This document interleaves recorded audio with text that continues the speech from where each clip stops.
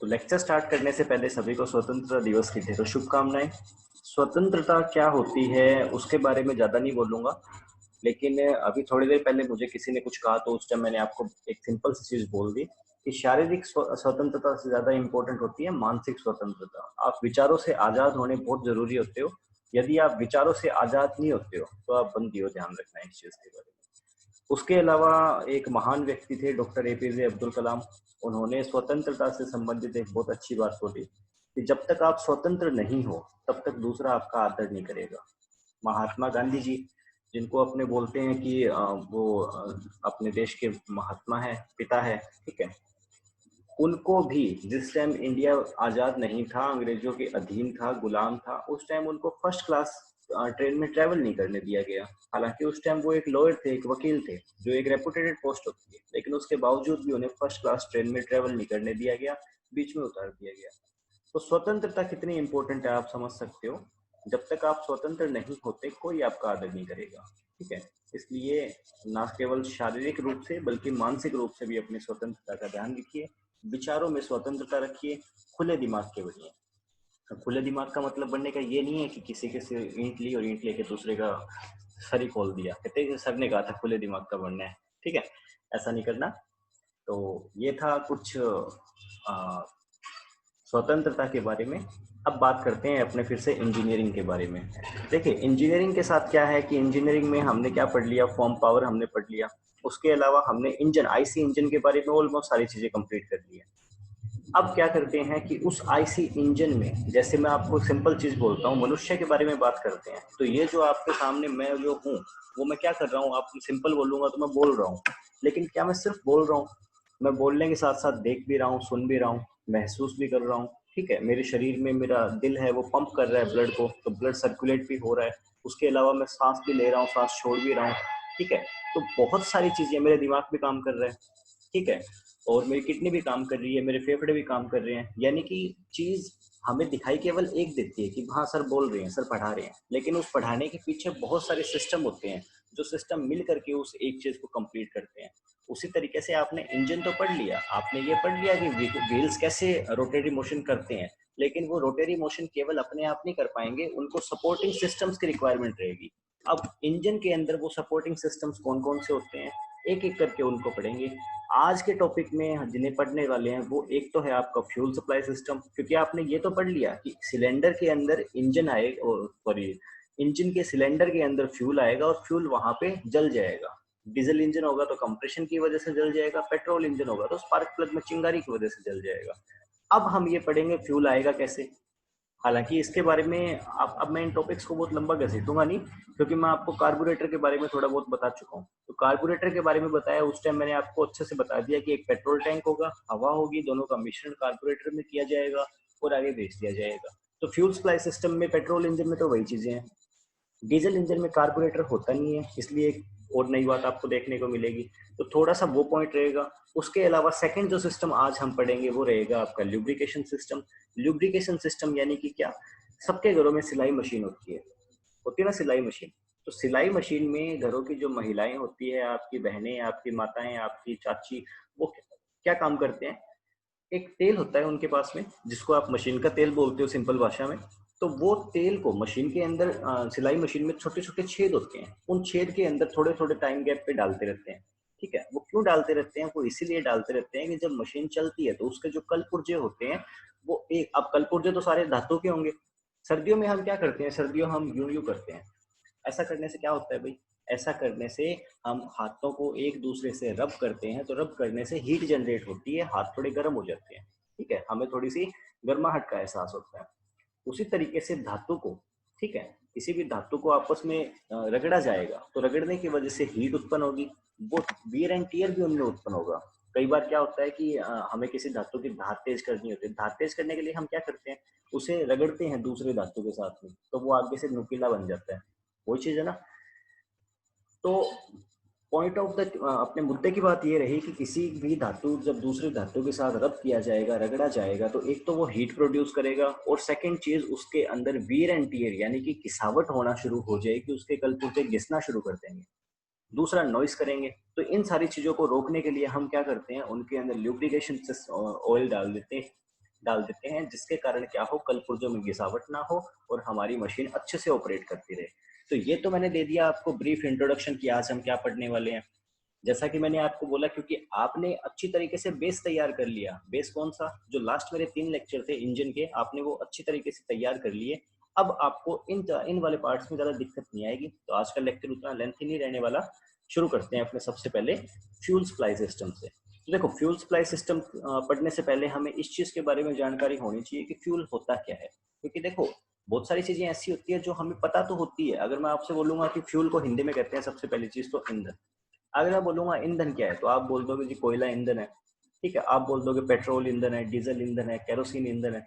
लेकिन मैं आपसे वो नहीं पूछ रहा, ये तो इसके एग्जाम्पल हो गए, ये तो फ्यूल के एग्जाम्पल हो गए। मैं आपसे परिभाषा पूछ रहा हूँ कि ईंधन होती क्या चीज है, ठीक है, फ्यूल होती क्या चीज है।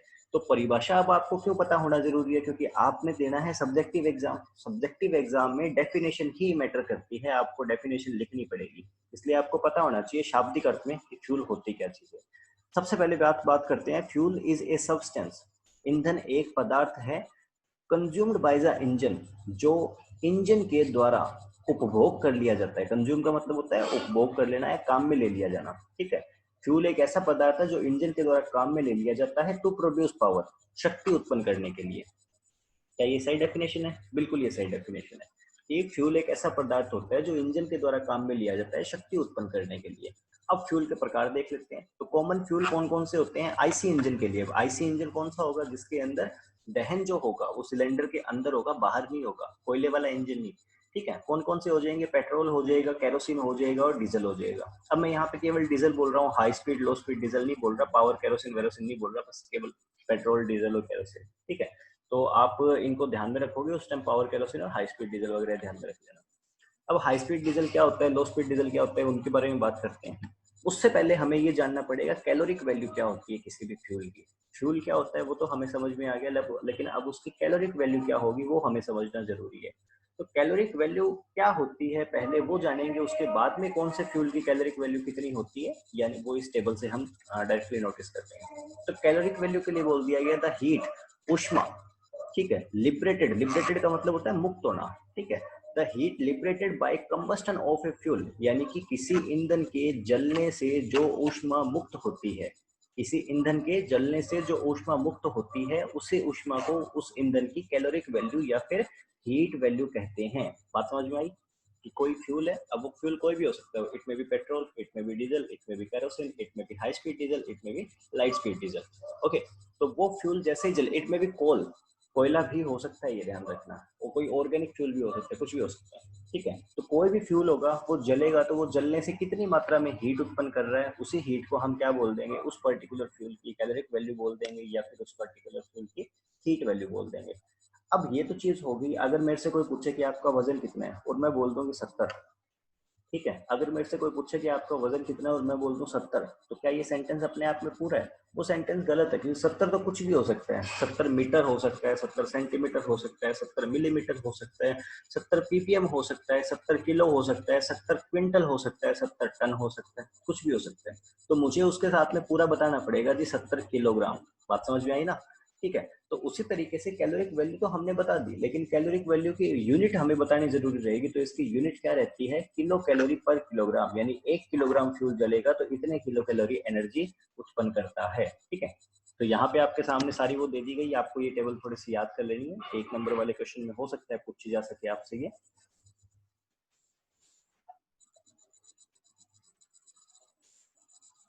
उसके बाद में बात करते हैं तो फ्यूल के बारे में। तो यहाँ पे light speed diesel, high speed diesel और पावर केरोसिन और पेट्रोल, इनकी कैलोरिक वैल्यू दे दी गई है किलोग्राम, सॉरी किलो कैलोरी पर किलोग्राम में। तो आप इनकी वैल्यू को ध्यान रखोगे, ओके। उसके बाद में बात करते हैं अपने fuel supply system in spark ignition engine. वैसे तो आप लोगों की सहूलियत के लिए मैंने ब्रैकेट में पेट्रोल इंजन लिख दिया, लेकिन आप समझदार लोग हो, आपको पता है कि गंगाधर ही शक्तिमान है। स्पार्क इग्निशन इंजन बोल दूं या इसे कार्बोरेटर टाइप इंजन बोल दूं, ये रहेगा पेट्रोल इंजन ही। बात समझ में आई ना?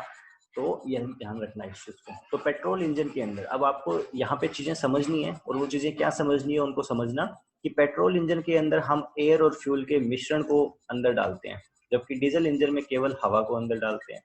पेट्रोल इंजन में हम स्पार्क प्लग की सहायता से फ्यूल को जलाते हैं। अब यहाँ पे जलाने वाला कंसेप्ट हमें नहीं पढ़ना, ठीक है, लेकिन ये मैं बता इसलिए रहा हूँ क्योंकि डीजल इंजन में हम इंजेक्टर की सहायता से डीजल को अंदर डालते हैं, ठीक है। तो क्योंकि इसके अंदर अलग अलग चीजें उपयोग में आ रही है, तो दोनों का फ्यूल सप्लाई सिस्टम भी अलग अलग रहेगा, फ्यूल सप्लाई मैकेनिज्म भी दोनों का कंप्लीटली डिफरेंट रहेगा। ओके, सो बात करते हैं सबसे पहले कि एक स्पार्क इग्निशन इंजन होगा, यानी पेट्रोल इंजन या फिर कार्बोरेटर टाइप इंजन होगा, उस इंजन के अंदर फ्यूल सप्लाई सिस्टम के कौन कौन से घटक होते हैं। सबसे पहले फ्यूल टैंक, जिसके अंदर तेल को हम स्टोर करके रखते हैं किसी भी व्हीकल में। सेडिमेंट बोल, सेडिमेंट बोल का सेडिमेंट आपने सॉइल साइंस पढ़ी है, वहां पे आपने एक रॉक पढ़ा होगा सेडिमेंट्री रॉक। तो सेडिमेंट्री रॉक क्या होता है, कोई बता सकता है मुझे आप में से कि सेडिमेंट्री रॉक्स क्या होते हैं। सॉइल साइंस में मैंने आपको 3 टाइप की चट्टानें पढ़ाई थी, एक था इग्नियस रॉक्स, एक था आपके कौन सा मेटामॉर्फिक रॉक, और एक था आपके सेडिमेंट्री रॉक। तो सेडिमेंट्री रॉक कौन से होते हैं, कोई मुझे याद करवा सकता है, मैं भूल गया, मुझे आता नहीं सेडिमेंट्री रॉक क्या होता है, कोई मुझे बता सकता है हल्का फुल्का, थोड़ा हिंट दे सकता है कोई मुझे। तो जैसा कि सुनील ने बताया कि वो चट्टानें जो अवसाद से बनती है उनको हम सेडिमेंट्री रॉक कहते हैं, ठीक है। अब ये अवसाद क्या चीज होती है, तो मैंने आपको लास्ट क्लास में या फर्स्ट सेमेस्टर में बताया था कि अवसाद क्या चीज होती है, एक तरीके से रेजिड्यू, बचा हुआ जो कचरा वगैरह होगा उस चीज को क्या कहते हैं, अपने अवसाद कहते हैं। अब ये जरूरी नहीं कि केवल बड़ी चट्टानों का टुकड़ा हो, ये हो सकता है घास फूस हो, ये हो सकता है पत्ते वगैरह हो, ठीक है, किसी पेड़ के ब्रांचेस हो जो नदियों वदियों से बह करके कहीं चली जा रही हो। अवसादी चट्टानों को तलछटी चट्टानें भी कहते थे अपने, क्यों कहते थे, क्योंकि ये जितना भी अवसाद था वो सारा का सारा इकट्ठा कहाँ हो रहा था, समुद्र के तल में इकट्ठा हो रहा था, और वहां पे इसको हम स्ट्रेटिफाइड रॉक भी बोलते हैं, ठीक है, जिसके अंदर बहुत सारी अलग अलग परतें बन जाती थी। ओके ना, तो ये सारी चीजों को आप ध्यान में रखना, यहाँ पे अपने सॉइल साइंस को इतना ध्यान में नहीं रखना, लेकिन आपको पता है मेरा स्टडी टीचिंग मेथड यही है कि एक सब्जेक्ट को दूसरे सब्जेक्ट के साथ में लिंक करो, क्योंकि आप केवल एक सब्जेक्ट पढ़ते हो मेरे पॉइंट ऑफ व्यू से, जो कि है एग्रीकल्चर। उसके अलावा आप अगर मानते हो, आप एग्रोनॉमी पढ़ते हो, हॉर्टिकल्चर पढ़ते हो, सोयल साइंस पढ़ते हो, एनिमल हस्बेंड्री पढ़ते हो, पैथोलॉजी पढ़ते हो, तो आपकी जगह सीखो, मेरे अकॉर्डिंग आप केवल एग्रीकल्चर पढ़ रहे हो। ओके, तो यहाँ पे देखते हैं फ्यूल टैंक हो गया। अब सेडिमेंट का मतलब हमें समझ में आ गया कि सेडिमेंट का मतलब होगा जी कचरा, ठीक है। बाउल का मतलब क्या होता है, कोई भी बर्तन होगा उसे बाउल कहते हैं, ठीक है। सेडिमेंट बाउल यानी कि वो बर्तन जिसके अंदर कचरा आकर के इकट्ठा हो जाएगा। अब ये कचरा कैसे इकट्ठा होगा वो आपको अभी नहीं सोचना। उसके बाद में बात करते हैं फ्यूल लिफ्ट पंप। तो ये यहाँ पे बहुत ही मुश्किल सी लैंग्वेज में लिख दिया गया फ्यूल लिफ्ट पंप, इसको मैं थोड़ा सा डिकोड कर देता हूँ। फ्यूल का मतलब आपके कोई भी ईंधन हो गया, ऑफ कोर्स यहाँ पे पेट्रोल होगा। लिफ्ट का मतलब क्या हो गया, उसे ऊपर उठाना, और पंप का मतलब क्या हो गया, कोई भी पंप, ठीक है, जो उसे ऊपर उठाने का काम करेगा। सिंपल बोल दूं तो आपके घरों के अंदर जो पानी वाली मोटर लगी हुई है वो भी क्या कर रही है, वो फ्यूल लिफ्ट पंप ना होकर के क्या है, वाटर लिफ्ट लिफ्ट पंप है, ठीक है। काम क्या कर रही है, आपके घरों के जो नीचे जो टैंक बना हुआ है, होदी जिसे आप बोल देते हो, वहां से पानी को लिफ्ट करके और आपके घर के ऊपर वाली टंकी में तो पहुंचा रही है, तो वो भी तो लिफ्टिंग का काम कर रही है। यहाँ भी ऐसा ही कुछ होगा। उसके बाद में बात करते हैं कार्बोरेटर के बारे में। कार्बोरेटर के बारे में आप कुछ चीजें पहले से जानते हो कि कार्बोरेटर क्या काम करता है। कार्बोरेटर एयर और फ्यूल को मिक्स करने का काम करता है। आइडियल रेशो कितना माना जाता है, 15:1 को आइडियल रेशो माना जाता है, ठीक है। ये 15:1 वाली बातें स्लाइड्स में ऐड नहीं है, इसलिए आप इनको प्लीज अपने नोट्स में कंसिडर कर लीजिएगा। ओके, उसके बाद में बात करते हैं फ्यूल पाइप्स के बारे में। तो वो पाइप्स जिनकी सहायता से फ्यूल आगे मूवमेंट करता है। ये तो हो गए इनके पार्ट्स जिनका हमने एक ब्रीफ इंट्रोडक्शन देख लिया। अब इसको थोड़ा सा डिटेल में देख लेते हैं। सबसे पहले बात करते हैं कि स्पार्क इग्निशन इंजन के अंदर फ्यूल टैंक कहाँ होता है, कार्बोरेटर के ऊपर होता है। आप अपने बाइक को देखना, बाइक में आपका जो टैंक होता है फ्यूल टैंक, उसके नीचे कार्बोरेटर लगा रहता है, जो आप जिसे आप टी बोलते हो ना, वो एक तरीके से कार्बोरेटर ही होता है, ठीक है। तो ये सिंपल चीज है, कोई दिक्कत वाली बात नहीं है। और अगर फ्यूल टैंक ऊपर होगा कार्बोरेटर नीचे होगा, तो फ्यूल टैंक से फ्यूल को कार्बोरेटर में जाना है, जो कि किसके प्रभाव के कारण, ग्रेविटी यानी गुरुत्वाकर्षण के प्रभाव के कारण अपने आप कार्बोरेटर में पहुंचता रहेगा फ्यूल टैंक से फ्यूल, ठीक है। यानी कि टंकी से ईंधन जो होगा वो कार्बोरेटर में ग्रेविटी के प्रभाव के कारण अपने आप पहुंचता रहेगा, क्योंकि आमतौर पे जो पेट्रोल इंजन होते हैं उनमें कार्बोरेटर नीचे रहता है, फ्यूल टैंक ऊपर रहता है। अगर ऐसी स्थिति रहती है तो उस कंडीशन में हमें फ्यूल लिफ्ट पंप लगाने की जरूरत नहीं रहती। बात समझ में आई ना। उसके बाद में बात करते हैं कि फ्यूल टैंक और कार्बोरेटर के बीच में 1 से 2 फिल्टर लगे रहते हैं, जिनका काम क्या होगा, तेल को छानना, यानी उसके अंदर कोई धूल मिट्टी के कण या कोई और डस्ट पार्टिकल या कुछ भी उसमें कोई प्रॉब्लम हो, मिलावट हो, तो वो क्या हो जाए, छन करके कार्बोरेटर को पहुंचे, कार्बोरेटर में कचरा ना आए। क्योंकि अगर कार्बोरेटर में कचरा आने लग जाएगा तो आपकी बाइक सही रिस्पॉन्स नहीं करती, इस चीज से आप भली बात परिचित हो। उसके बाद में बात करते हैं अपने कि यहाँ पे एक या दो फिर फिल्टर लगे रहते हैं फ्यूल टैंक और कार्बोरेटर के बीच में, ये मैंने आपको बता दिया। एक ट्रांसपेरेंट, अब इस चीज को मतलब समझना, ट्रांसपेरेंट का मतलब होता है पारदर्शी, जिसके हम आर पार देख सकें। तो एक ट्रांसपेरेंट सेडिमेंट बाउल लगा रहता है। सेडिमेंट का मतलब होता है अवसाद यानी कचरा, बाउल का मतलब होता है कोई भी बर्तन। तो एक ट्रांसपेरेंट बाउल सा लगा रहता है, जैसे अभी मेरी बाइक है नहीं घर पे, वरना मैं आपको उसकी रियल इमेज लेकर के दिखाता कि ये देखिए इसके अंदर सेडिमेंट बाउल यहाँ है। ठीक है, एक ट्यूब जैसी स्ट्रक्चर रहती है। ठीक है, उस ट्यूब जैसी स्ट्रक्चर के अंदर हमें दिखाई देता रहता है उसमें डस्ट कितना इकट्ठा हो रखा है। तो वो एक तरीके से फिल्टर से जो कचरा वगैरह इकट्ठा होता है यहाँ पे, वो हमें दिखाई देता है इसमें। ओके, तो ट्रांसपेरेंट सेडिमेंट बाउल लगा रहता है, जिसका काम यही होगा, जिसको देख के हम चेक कर सकते हैं कि फ्यूल में कचरा कितना आ रहा है।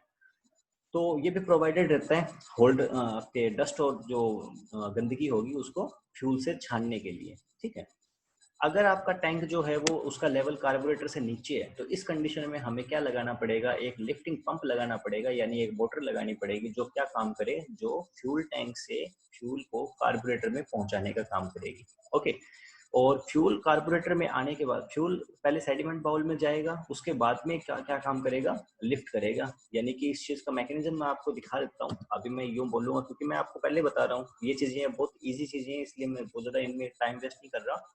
फ्यूल टैंक, फ्यूल पंप, सेडिमेंटर को हम बीच में लगा देंगे, बस इतनी बात वहां पे बोली गई है कि सेडिमेंट जो होगा वो फ्यूल पंप से पहले लगाते हैं। ठीक है, वरना तो पंप क्या करेगा, फ्यूल को आगे भेज देगा, इसलिए पहले हमें उसे सेडिमेंट करने की जरूरत है। वहां से फ्यूल कहाँ चला जाएगा, कार्बोरेटर में चला जाएगा। अब ये आप देख सकते हो इमेज में, फ्यूल पंप से फिर से फिल्टर में जाएगा और फिर से कार्बोरेटर में चला गया। कार्बोरेटर इसे हवा के साथ में मिक्स करके फिर से इंजन के पास भेज देगा। ठीक है, और इंजन में फ्यूल कैसे जलेगा, पेट्रोल कैसे जलेगा इंजन में, उस चीज में कोई दो राय नहीं है। कार्बोरेटर एयर और फ्यूल के मिश्रण को अंदर भेजेगा, इंजन में स्पार्क प्लग की सहायता से स्पार्क प्रोड्यूस करके चिंगारी उत्पन्न करके उसे जला दिया जाएगा। ठीक है, अब फिर से अपने यहाँ पे आते हैं। कार्बोरेटर से ये जो फ्यूल होगा वो इंजन सिलेंडर में जाएगा और वहां से इनलेट मैनिफोल्ड। अब ये इनलेट मैनिफोल्ड क्या होता है, मैंने आपको परिचित इससे ऑलरेडी करवा रखा है, लेकिन फिर भी अपने लेक्चर में आपको आगे और दिखा दूंगा इनलेट मैनिफोल्ड किसे कहते हैं। ओके, तो होपफुली यहाँ इसमें आपको कोई डाउट नहीं होना चाहिए, ये बहुत ही इजी चीजें हैं, इसमें कोई भी प्रॉब्लम नहीं होनी चाहिए। अगर यहाँ पे देखते हैं, सिंपल डायग्राम देखते हैं, तो ये हवा है, हवा से बाद में एयर फिल्टर लगा होगा, ये फ्यूल टैंक है, यहाँ से फिर से फिल्टर लगा होगा, फ्यूल पंप भी इसमें हो सकता है, सेडिमेंट बाउल वगैरह भी इसमें हो सकते हैं। ये कार्बोरेटर में फ्यूल पहुंचाएगा और यहाँ से क्या पहुंचा जाएगा, हवा को भेजा जाएगा। कार्बोरेटर एयर और फ्यूल के मिक्सचर को प्रिपेयर करेगा और वो कहाँ भेज देगा, इंजन में भेज देगा। ठीक है, सिमिलर चीज आप इस डायग्राम में देख सकते हो, ये फ्यूल टैंक है, फ्यूल टैंक से सेडिमेंटर में जाएगा, यहाँ गंदगी जो होगी वो नीचे की तरफ इकट्ठी हो जाएगी। ऊपर आप वार्निंग लाइट, इस पॉइंट पे आप वार्निंग लाइट मान सकते हो कि अब बहुत ज्यादा गंदगी इकट्ठी होगी, अब आपको इसकी सफाई करवानी पड़ेगी। ठीक है, आमतौर पे उतनी जल्दी ये इसमें होता नहीं है, अगर कचरा ज्यादा आएगा फ्यूल में उस कंडीशन में हो सकता है, लेकिन आमतौर पे उतना नहीं होता। ठीक है, तो यहाँ पे आप वार्निंग लाइट वगैरह भी देख सकते हो कि जो सेडिमेंटर है उसको आपको क्लीन करना पड़ेगा। यहाँ उसके बाद में फ्यूल पंप लगा रहेगा, फ्यूल फिल्टर लगा रहेगा, फ्यूल फिल्टर से कार्बोरेटर में जाएगा, कार्बोरेटर फिर से एयर और फ्यूल को मिश्रण को तैयार करेगा और इंजन में भेज देगा, इंजन में स्पार्क प्लग की सहायता से उसे जला दिया जाएगा। तो ये एक बेसिक मैकेनिज्म है। उसके बाद में थोड़ा कार्बोरेटर पढ़ने से पहले मैं ये पूछ लेता हूँ कि यहाँ तक आपको जितनी बातें करवाई वो समझ में आई कि नहीं आई। हालांकि उनमें कुछ इतना मुश्किल था नहीं, लेकिन फिर भी कंफर्मेशन जरूरी रहती है। अब इसके बाद में बात करते हैं कार्बोरेटर के बारे में। हालांकि कार्बोरेटर से संबंधित डिटेल्स भी मैं आपको बता चुका हूँ, लेकिन फिर भी यहाँ पे एक आधी नई चीजें हैं, जैसे कि एक कार्बोरेशन। कार्बोरेशन क्या प्रक्रिया होती है, हवा और फ्यूल को मिक्स करने की जो प्रक्रिया होती है, हवा एवं ईंधन को मिक्स करने की, मिश्रित करने की जो प्रक्रिया होती है, उसको क्या कहते हैं, कार्बोरेशन कहते हैं। और एक लाइन और इसमें ऐड आप कर सकते हो कि इंजन सिलेंडर से दूर, ध्यान रखना, इंजन सिलेंडर के अंदर मिक्स नहीं किया जा सकता, इंडर सिलेंडर से दूर हवा और फ्यूल को मिक्स करने की जो प्रक्रिया है उसको कार्बोरेशन कहते हैं। और वो डिवाइस, वह उपकरण जिसके सहायता से ये कार्बोरेशन की प्रक्रिया की जाती है, उसे कार्बोरेटर कहते हैं। कार्बोरेटर हमने जान तो लिया था क्या होता है, लेकिन वही चीज डेफिनेशन नहीं पता, तो अब पता लगी कि हवा की इंजन सिलेंडर से दूर अगर हम एयर और फ्यूल को मिक्स कर रहे हैं तो उसको मिक्स करने की प्रक्रिया को कार्बोरेशन कहते हैं। और कार्बोरेशन करने वाले उपकरण, जो उपकरण कार्बोरेशन की प्रक्रिया को अंजाम देता है, उसे क्या कहते हैं, कार्बोरेटर कहते हैं। ओके, तो उसके बाद में बात करते हैं कार्बोरेटर के फंक्शंस क्या क्या होते हैं। सबसे पहला फंक्शन हो जाएगा हवा और फ्यूल को मिक्स करना, हमें तो ये पता ही था। एटोमाइज द फ्यूल, एटोमाइज का मतलब क्या होता है, मैंने आपको कल भी बताया था। एटोमाइज से आप एटम वर्ड को बाहर निकाल लीजिए, यानी फ्यूल को बहुत छोटे छोटे कणों के रूप में विभक्त कर देना। To regulate the air fuel ratio at different speeds and load of the engine, कि अगर इंजन पे बहुत ज्यादा लोड होगा, ठीक है, इंजन पे बहुत ज्यादा लोड होगा, यानी कि आपने बाइक पे 4-5 आप लोग बैठ गए, मान लीजिए कार में आपने बहुत ज्यादा वजन रख दिया, तो अब इंजन पे ज्यादा लोड आएगा। तो उस ज्यादा लोड आने की अब यहाँ पे एक चीज और समझना आप, मैं बार बार बाइक क्यों बोल रहा हूँ, मैं बाइक इसलिए बोल रहा हूँ कि कार्बोरेटर जो होता था वो पहले बाइक्स में पाया जाता था, आज के टाइम भी आप अपनी बाइक्स में देख सकते हो। लेकिन जो नई बाइक्स खरीदने आप जाओगे तो उनमें आपको कार्बोरेटर नहीं देखने को मिलेगा। उनमें भी शायद मेरे ख्याल, देखिए वैसे मैंने ये नई बाइक्स वाला उतना रिसर्च नहीं किया, ठीक है, ये चीज श्योर है कि कार्बोरेटर हटा दिया गया, उसकी जगह पे शायद ईसीयू लगा दिया गया, इलेक्ट्रिकल कंप्यूटर यूनिट, ठीक है, तो वो लगा दिया गया है, शायद उसकी सहायता से अब एयर फ्यूल का रेशो किया जाता है, फ्यूल को सप्लाई किया जाता है उसकी सहायता से एक निश्चित मात्रा में। लेकिन ये ईसीयू वाली बात कंफर्म नहीं है, ईसीयू ही कारों में तो ईसीयू ही आता है, ट्रैक्टर वगैरह में मेरे ख्याल से ईसीयू आता है, लेकिन बाइक्स में ईसीयू लगाया या कोई और टेक्नोलॉजी यूज की है उसका मेरे को अभी उतना क्लियर है नहीं, मैंने कोशिश नहीं की इसके बारे में ज्यादा जानने की, मुझे अपने मतलब की चीज नहीं लगी है ज्यादा, ठीक है, इसलिए मैंने बहुत ज्यादा कोशिश नहीं करी इसके बारे में जानने की। लेकिन मेरे ख्याल से होना ईसीयू चाहिए, ठीक है, ये मैं अपने पर्सनल नॉलेज से बोल रहा हूँ आपको कि ईसीयू ही होना चाहिए, क्योंकि कार्बोरेटर का अल्टरनेटिव ईसीयू ही है। लेकिन आपको कार्बोरेटर पढ़ना पड़ेगा, क्यों पढ़ना पड़ेगा, क्योंकि किताबों में तो हमें पुरानी टेक्नोलॉजी पढ़नी पड़ती है ना, इनोवेशंस तो आप बाद में करोगे बड़े होकर के। हाँ जी, तो एयर फ्यूल का हमें क्या करना पड़ेगा, रेशो नियंत्रित करेगा और इंजन में कितनी मात्रा में फ्यूल देना है, कितनी मात्रा में एयर देनी है, उस चीज को रेगुलेट करने का काम करेगा। फिर यहाँ ये जो पॉइंट है उसी को घुमा के फिर से लिख दिया गया, to supply correct amount of mixture, correct amount mixture supply करना डिफरेंट स्पीड के अंदर और डिफरेंट लोड के अंदर, ठीक है। अब यहाँ पे इन दोनों चीजों को अगर आप समझोगे तो पहले इस पॉइंट में तो ये कह रहा है कि करेक्ट एयर फ्यूल रेशो, जैसे हमें फुल स्पीड पे चलना है, ठीक है, बाइक कांस्टेंट स्पीड पे चल रही है, कोई दिक्कत नहीं आ रही उसे, आपने अच्छा एक्सेलरेट कर रहा है, यूं नहीं उसका एक्सेलरेशन पूरा ही आपने दे दिया, ठीक है, आपने अच्छी मात्रा में, जैसे कोई 60-70 के आसपास एवरेज स्पीड पे चल रहा है कांस्टेंट, तो अब ना कार्बोरेटर को ज्यादा दिक्कत हो रही है, ना आपके इंजन को ज्यादा दिक्कत हो रही है, बाइक बड़े मजे से स्मूथली चल रही है, ठीक है। तो उस कंडीशन में एयर ज्यादा मात्रा में दे सकता है, फ्यूल कम देगा तो भी उसका काम चल रहा है, क्योंकि पिस्टन खत लगातार मूवमेंट कर रहा है, इंजन आपका रुकेगा नहीं आसानी से, ठीक है। वहीं पे जब आपका बाइक स्लो हो जाएगी या फिर ज्यादा प्रेशर लोड होगा बाइक पे, उस टाइम उसको फ्यूल ज्यादा देना पड़ेगा, एयर कम देनी पड़ेगी, ठीक है। लेकिन ये तो होगी वो चीज, अब यहाँ पे क्या चीज है, एयर फ्यूल रेशो को निर्धारित करना कार्बोरेटर का काम हो गया, लेकिन यहाँ पे इसने क्या काम बोल दी कि डिफरेंट स्पीड और डिफरेंट लोड पे सप्लाई करना मिक्सचर को, ठीक है, इन दोनों चीजों में डिफरेंस है।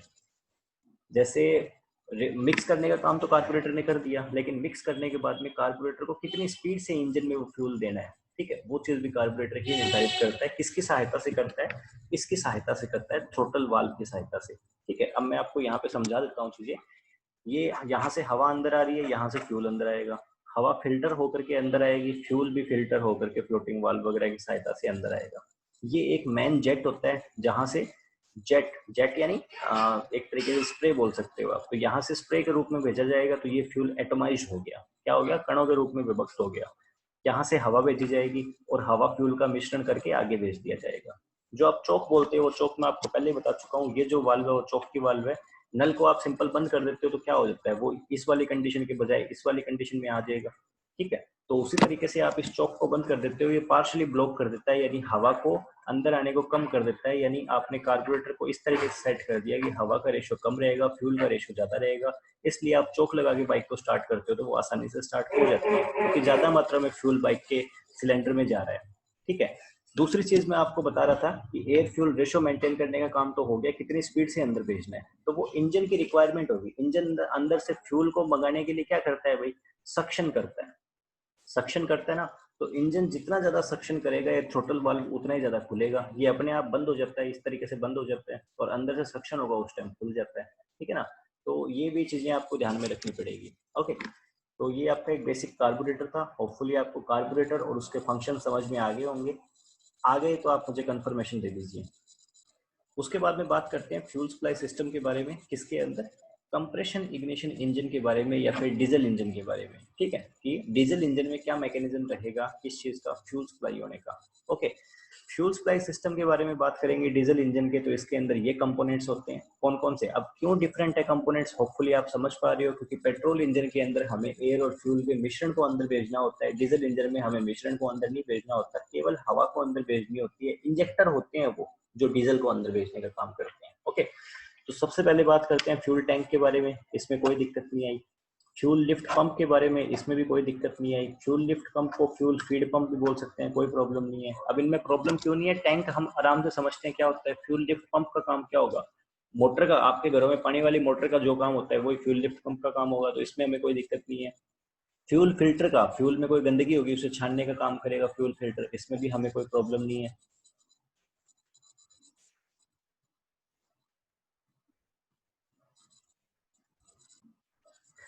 हाँ, तो कहाँ थे हम? Fuel injection pump. अब फ्यूल इंजेक्शन पंप आपके लिए थोड़ी सी नई चीज होगी, हाई प्रेशर पाइप आपके लिए थोड़ी सी नई चीज होगी, ओवरफ्लो वाल्व आपके लिए थोड़ी सी नई चीज होगी, और फ्यूल इंजेक्टर उतनी नई चीज नहीं है, लेकिन थोड़ी सी नई चीज तो ये भी है। तो इन तीन चीजों में तो आपको कोई दिक्कत ही नहीं है, ये तो आसानी से होने वाली है। Fuel injection pump, high pressure pipe और ओवरफ्लो वाल्व और फ्यूल इंजेक्टर। आपने केवल फ्यूल इंजेक्टर को देखा था, ठीक है, आपने केवल फ्यूल इंजेक्टर को देखा। कहाँ पे देखा? इंजन सिलेंडर था, सिलेंडर के ऊपर इंजेक्टर लगा हुआ था, बस वहां पे देखा। अब इंजेक्टर के पीछे का जो मैकेनिज्म है वो मैकेनिज्म होते हैं fuel injection pump, high pressure pipe और overflow valve. Overflow valve actually पीछे का नहीं होता, वो आगे का मैकेनिज्म ही होता है। आप कई बार कहते हो ना किसी व्हीकल में कि ये ओवर हो गया, तो ये व्हीकल ओवर हो गया। वो ओवर होने का मतलब क्या रहता है? ओवर होने का मतलब ये रहता है कि अगर आपका जो भी ऑटोमोबाइल है, वो बाइक हो, कार हो या कोई ट्रैक्टर हो, अगर वो आवश्यकता से ज्यादा मात्रा में फ्यूल कहाँ पे भेज रहा है? इंजन सिलेंडर में भेज रहा है, तो उस कंडीशन को आप बोलते हो कि ओवर हो गया। ओवर होने की वजह से आपका व्हीकल्स मिसबिहेव करता है, ठीक है। ठीक है, तो ओवर होने की वजह से आपका व्हीकल मिसबिहेव करता है और ये सारी दिक्कतें आती है। ओके ना, तो उसके बाद में आगे देखते हैं। कोई कहता चैट में कि सरदार शहर वालों का अचार ले लो, दिला दो। उसके बाद में आगे देखते हैं कि ये जो मैकेनिज्म रहता है आपके डीजल इंजन में फ्यूल सप्लाई का, इसमें होता क्या है कि फ्यूल जो होगा वो सबसे पहले फ्यूल टैंक से फ्यूल फीड पंप के द्वारा या फ्यूल पंप के द्वारा उठा लिया जाएगा और कहाँ भेज दिया जाएगा? फोर्स। फोर्स का मतलब रहता है किसी दबाव के कारण, ठीक है। अपने आप नहीं, अगर ग्रेविटी के कारण हो रहा होता तो अपने आप हो जाता है। फोर्स यानी क्या हो गया? किसी बाहरी दबाव के कारण। तो फोर्स कर दिया गया उसे कहाँ जाने के लिए? इंजेक्शन पंप में जाने के लिए। और किसके सहायता से? Through fuel filter. Fuel filter की सहायता से। फ्यूल फिल्टर का काम क्या होगा? फ्यूल में कोई गंदगी होगी, डस्ट पार्टिकल होगा, उसे रिमूव करने का। इंजेक्शन पंप जो होगा वो इंजेक्शन पंप सप्लाई करता है हाई प्रेशर फ्यूल। अब इस चीज को समझना, ये हाई प्रेशर फ्यूल क्यों डेवलप करने की जरूरत है? इसलिए डेवलप करने की जरूरत है क्योंकि हमने जो सिलेंडर के अंदर फ्यूल डालना है, डीजल डालना है इंजेक्टर की सहायता से, वो ऑलरेडी इतना कंप्रेस किया गया। कितना कंप्रेस किया गया? आप कंप्रेशन रेशो जानते हो, 22:1 होता है। इस कंप्रेशन रेशो का मतलब क्या हो गया कि जो 22 भाग में आने वाली चीज थी उसको एक भाग में फिट कर दिया गया। तो इतना कंप्रेस जब उसको कर दिया गया तो अब उसके अंदर और डीजल आप प्रवेश करवाओगे तो उसको दिक्कत आएगी, तो उसको हमें बहुत ज्यादा प्रेशर के साथ में डालना पड़ेगा। इसलिए ये इंजेक्शन पंप वगैरह इन चीजों की इतनी जरूरत पड़ी। इंजेक्शन पंप जो होगा वो हाई प्रेशर फ्यूल सप्लाई करता है। किस चीज को? इंजेक्शन नोजल्स को। इंजेक्शन नोजल क्या होते हैं? जो इंजेक्टर इंजेक्टर के सबसे आगे वाला पार्ट होता है उसको बोलते हैं इंजेक्शन नॉलेज, सॉरी नोजल्स। जहां से जो ये आपके डिलीवरी वॉल्स होंगे और हाई प्रेशर पाइप्स होंगे, इनकी सहायता से आपका फ्यूल सिलेंडर में भेज दिया जाएगा। फ्यूल आपका कंबस्टन चैम्बर में नोजल्स के द्वारा आपके भेजा जाता है और वहां से क्या होगा? फ्यूल में हाई टेम्परेचर होने की वजह से फ्यूल आपका इग्निशन हो जाएगा, यानी जल जाएगा। फ्यूल अगर लीक करता है पाइप से बाई चांस, ठीक है, अगर फ्यूल से आपका फ्यूल जो होगा वो लीक करता है इंजेक्शन नोजल से, तो वो फिर से भेज दिया जाएगा। किस चीज को? फ्यूल टैंक को भेज दिया जाएगा। जो आपका फ्यूल टैंक होगा उसमें वापस से भेज दिया जाएगा। किसकी सहायता से? ओवरफ्लो पाइप की सहायता से। बात समझ में आई ना? कि अगर एक स्पेसिफिक लिमिट से ज्यादा मात्रा में फ्यूल आपके किसके अंदर पहुंच रहा है, सिलेंडर के अंदर पहुंच रहा है, तो वहां एक ओवरफ्लो पाइप भी रहती है जो क्या काम करती है? अतिरिक्त मात्रा में फ्यूल होता है, उस फ्यूल को वापस रिसीव करके फ्यूल टैंक में भेज देती है। बात समझ में आई? तो ये सारे कुछ मैकेनिज्म रहते हैं। यहाँ आप इमेज की सहायता से देख सकते हो, और ये इमेज मेरे को पर्सनली बड़ी पसंद आई। इसमें आप आपके सारे कंसेप्ट एक इमेज में क्लियर हो जाते हैं। ये आपका फ्यूल फीड सिस्टम हो गया, यानी इतना, ये जो है वो फ्यूल फीड सिस्टम का हिस्सा रह गया। बीच में जो आपको दिखाई दे रहा है वो कंबस्टन चैम्बर हो गया और उसके बाद में एग्जॉस्ट सिस्टम हो गया। ठीक है, तो वन बाय वन बात करते हैं। सबसे पहले फ्यूल फीड सिस्टम के बारे में। ये आपका फ्यूल टैंक है। फ्यूल टैंक में सबसे पहले प्राइमरली फ्यूल फिल्टर लगा हुआ है। ठीक है, प्राइमरली फ्यूल फिल्टर इसे क्या करेगा, फीड पंप यानी एक मोटर होगी, उस मोटर की सहायता से, मोटर मैं इसलिए बोल रहा हूँ क्योंकि आप मोटर ज्यादा बेहतरीन समझते हो, पंप अगर बोलूंगा तो आप अच्छे समझ पाओ ना समझ पाओ, लेकिन मोटर बोलते हैं आप समझते हो, हाँ लिफ्टिंग का काम करेगी, उठाने का काम करेगी फ्यूल को। ये पंप जो होगा यहाँ से फ्यूल को पंप करेगा फ्यूल फिल्टर में। ये प्राइमरी फ्यूल फिल्टर है, सेकेंडरी फ्यूल फिल्टर है। यहाँ से ये भेज दिया जाएगा इंजेक्टर पंप को। इंजेक्टर पंप इसे हाई प्रेशर से किसके अंदर भेजेगा, इंजेक्टर में भेजेगा, और इंजेक्टर के जो नोजल होंगे वहां से ये भेज दिया जाएगा कंबस्टन चैम्बर में। ये आपका इनटेक वाल्व हो गया। यहाँ से हवा अंदर आती है और हवा अंदर आने के बाद में हवा को कंप्रेस कर दिया जाएगा। जब हवा कंप्रेस्ड होगी उस टाइम डीजल को अंदर भेजा जाएगा और इसमें ब्लास्ट होगा और आपका पिस्टन नीचे की तरफ मूवमेंट करेगा और फर्स्ट पावर स्ट्रोक लगेगा और आपकी जो कनेक्टिंग रोड होगी वो कनेक्टिंग रोड घूमना स्टार्ट कर देगी और ये सारी चीजें, कनेक्टिंग रोड ऊपर नीचे होगी, उसकी वजह से क्रैंक शाफ्ट उसके साथ जो लगी है वो रोटेटरी मोशन करना स्टार्ट कर देगी, आपका पावर मिलेगी आपके व्हील्स को फाइनली। अब यहाँ जो धुआं बच जाएगा वो धुएं को यहाँ से एग्जॉस्ट वाल्व की सहायता से बाहर भेज दिया जाएगा और ये मफलर जो बड़ा सारा हिस्सा जिसको आप साइलेंसर बोलते हो सिंपल लैंग्वेज में, उसकी सहायता से क्या कर दिया जाएगा, बाहर निकाल दिया जाएगा। तो ये जो एक इमेज थी, इस इमेज में आप सारे मैकेनिज्म को अच्छे से समझ रहे हो कि एक वास्तविक तौर पे एक इंजन पूरी तरीके से किस तरीके से काम करेगा फ्यूल के इंजन में पहुंचने तक, उसके बर्न होने के और उसके बर्न होने के बाद एग्जॉस्ट होने तक का सारा मैकेनिज्म आप इस डायग्राम की सहायता से समझ पा रहे हो। उसके बाद में ये जो इमेज है वो इमेज आपके लिए काफी अच्छी इमेज है। इसमें अगर आप देखोगे तो वही चीजें हैं, ये आपका फ्यूल पंप रह गया, काम इसका वही होगा। ये आपका फ्यूल फिल्टर हो गया, सारा आपको नहीं देखना। ये फ्यूल डिस्ट्रीब्यूटर हो गया। ठीक है, ये फ्यूल को डिस्ट्रीब्यूट करेगा अलग अलग किसके अंदर, सिलेंडर्स के अंदर। ये आपका कोल्ड स्टार्ट इंजेक्टर हो गया। कोल्ड स्टार्ट इंजेक्टर अब कारसोग्राम में वैसे चौक होता नहीं, उसमें आपको कोल्ड स्टार्ट करना पड़ेगा, तो यहाँ पे अतिरिक्त मात्रा में फ्यूल भेजा जाएगा। ठीक है, अदरवाइज इन सब के अंदर फ्यूल भेजा जा रहा है। ठीक है, ये आपका इनलेट ट्रैक हो गया। अब ये जो पार्ट है ना यहाँ पे आपको जो दिखाई दे रहा है बड़ा वाला, ये सारा पार्ट, ये सारा पार्ट, इसको क्या बोलते हैं, इसको बोलते हैं इनलेट मैनिफोल्ड। ठीक है, यानी इसकी सहायता से ही अंदर जो भी फ्यूल के इंजन के अंदर जो भी चीजें भेजी जा रही है वो इनलेट मैनिफोल्ड की सहायता से भेजी जाती है। इंजन से जो चीजें बाहर आती है जैसे कि आपके धुआं एग्जॉस्ट, ठीक है, बर्न गैसेस का धुआं, वो आपके एग्जॉस्ट मैनिफोल्ड की सहायता से बाहर आता है। इसी टाइप का दूसरा एपरेटस लगा रहता है। ये इमेज डालने का एक और मेन पर्पस था कि आप जो ये बाहर की सारी बॉडी देख पा रहे हो वो बॉडी ही क्या है, क्रैंक केज है। वो बॉडी क्या है, क्रैंक केज है। ये क्रैंक केज का लोअर पोर्शन है। ये जो ऊपर आप ढक्कन देख रहे हो, इस ढक्कन की सहायता से हम इंजन ऑयल डालते हैं कार में या ट्रैक्टर में, कोई भी व्हीकल में। ये वाले ढक्कन की सहायता से हम इंजन ऑयल डालते हैं जो कि पूरे के पूरे क्रैंक केज से होते हुए, क्रैंक केज का जो बॉटम हिस्सा होगा उस बॉटम हिस्से में ऑयल पैन रहता है, उसके अंदर स्टोर होकर के रहता है। बात समझ में आई कि नहीं आई? यहाँ तक किसी को कोई डाउट हो तो प्लीज बताइए, वरना हम लेक्चर में आगे बढ़ते हैं। आगे देखिए, उसके बाद में बात करते हैं अपने कुछ पार्ट्स के बारे में, बात कर लेते हैं फ्यूल सप्लाई सिस्टम के बारे में। सबसे पहले फ्यूल टैंक के बारे में बात करें तो स्टोरेज टैंक होगा। अब क्योंकि ये डीजल के नीचे अब बढ़ रहे हैं इसलिए डीजल वाला बात कर लेते हैं, और पेट्रोल में भी वही होगा, फ्यूल टैंक दोनों में सेम ही रहता है। एक वायर गोज होगा। वायर गोज स्ट्रेनर का मतलब क्या हो गया, स्ट्रेनर कहते हैं छल्ली को। ठीक है, छलनी को, तो एक छल्ली लगी होगी, वो छल्ली का काम क्या होगा, वो छल्ली का काम होगा कि बाई चांस कोई फॉरेन पार्टिकल, फॉरेन का मतलब क्या होता है, कोई विदेशी, विदेशी का मतलब क्या हो जाएगा कि तेल के अलावा, फ्यूल के अलावा कोई भी चीज होगी वो फ्यूल टैंक के लिए विदेशी चीज मानी जाएगी। कोई डर्ट हो गया, कोई और कुछ चीजें होगी, तो वो जो भी पार्टिकल्स होंगे उन चीजों को फ्यूल के अंदर ना आने देना, उनको रोकने के लिए क्या होगा, एक छलनी टाइप चीज लगी रहती है वायर की। उसके बाद में बात करते हैं फ्यूल लिफ्ट पंप के बारे में। तो ये सिंपल मोटर होगी, इसका काम क्या होगा, फ्यूल को इंजेक्शन पंप में भेजने का। फिल्टर रहते हैं, दो तरीके के रहते हैं। प्राइमरी फिल्टर जो होगा वो सेडिमेंट्री बॉल रहता है। इसके अंदर क्या होगा, ये फिल्टर मोस्टली फिटेड रहता है आपके कहाँ पे, लिफ्ट पंप में। उसके अलावा फॉरेन मटेरियल को आपके फ्यूल लाइन में पहुंचने से रोकने का काम होगा इसका। ग्लास कैप पाई जाती है इस पे बास्केट के साथ में, ठीक है, गैसकेट के साथ में। उसके अलावा हम फ्यूल फिल्टर की बात करते हैं तो दो तरीके का रहता है, एक प्राइमरी फिल्टर, एक सेकेंडरी फिल्टर। प्राइमरी फिल्टर क्या काम करेगा, आपके कोर्स मटेरियल, कोर्स यानी जो बड़े पदार्थ हो गए उनको फिल्टर करेगा। उसके साथ वाटर पार्टिकल अगर बाई चांस फ्यूल में ऐड हो गया उसको आपके सेपरेट करेगा, और अगर डस्ट पार्टिकल आ गया तो उसको सेपरेट करेगा। उसके अलावा सेकेंडरी फिल्टर होता है, वो फाइन डस्ट पार्टिकल्स को फिल्टर करने का काम करता है। ठीक है ना, तो ये आपके फ्यूल फिल्टर हो गए।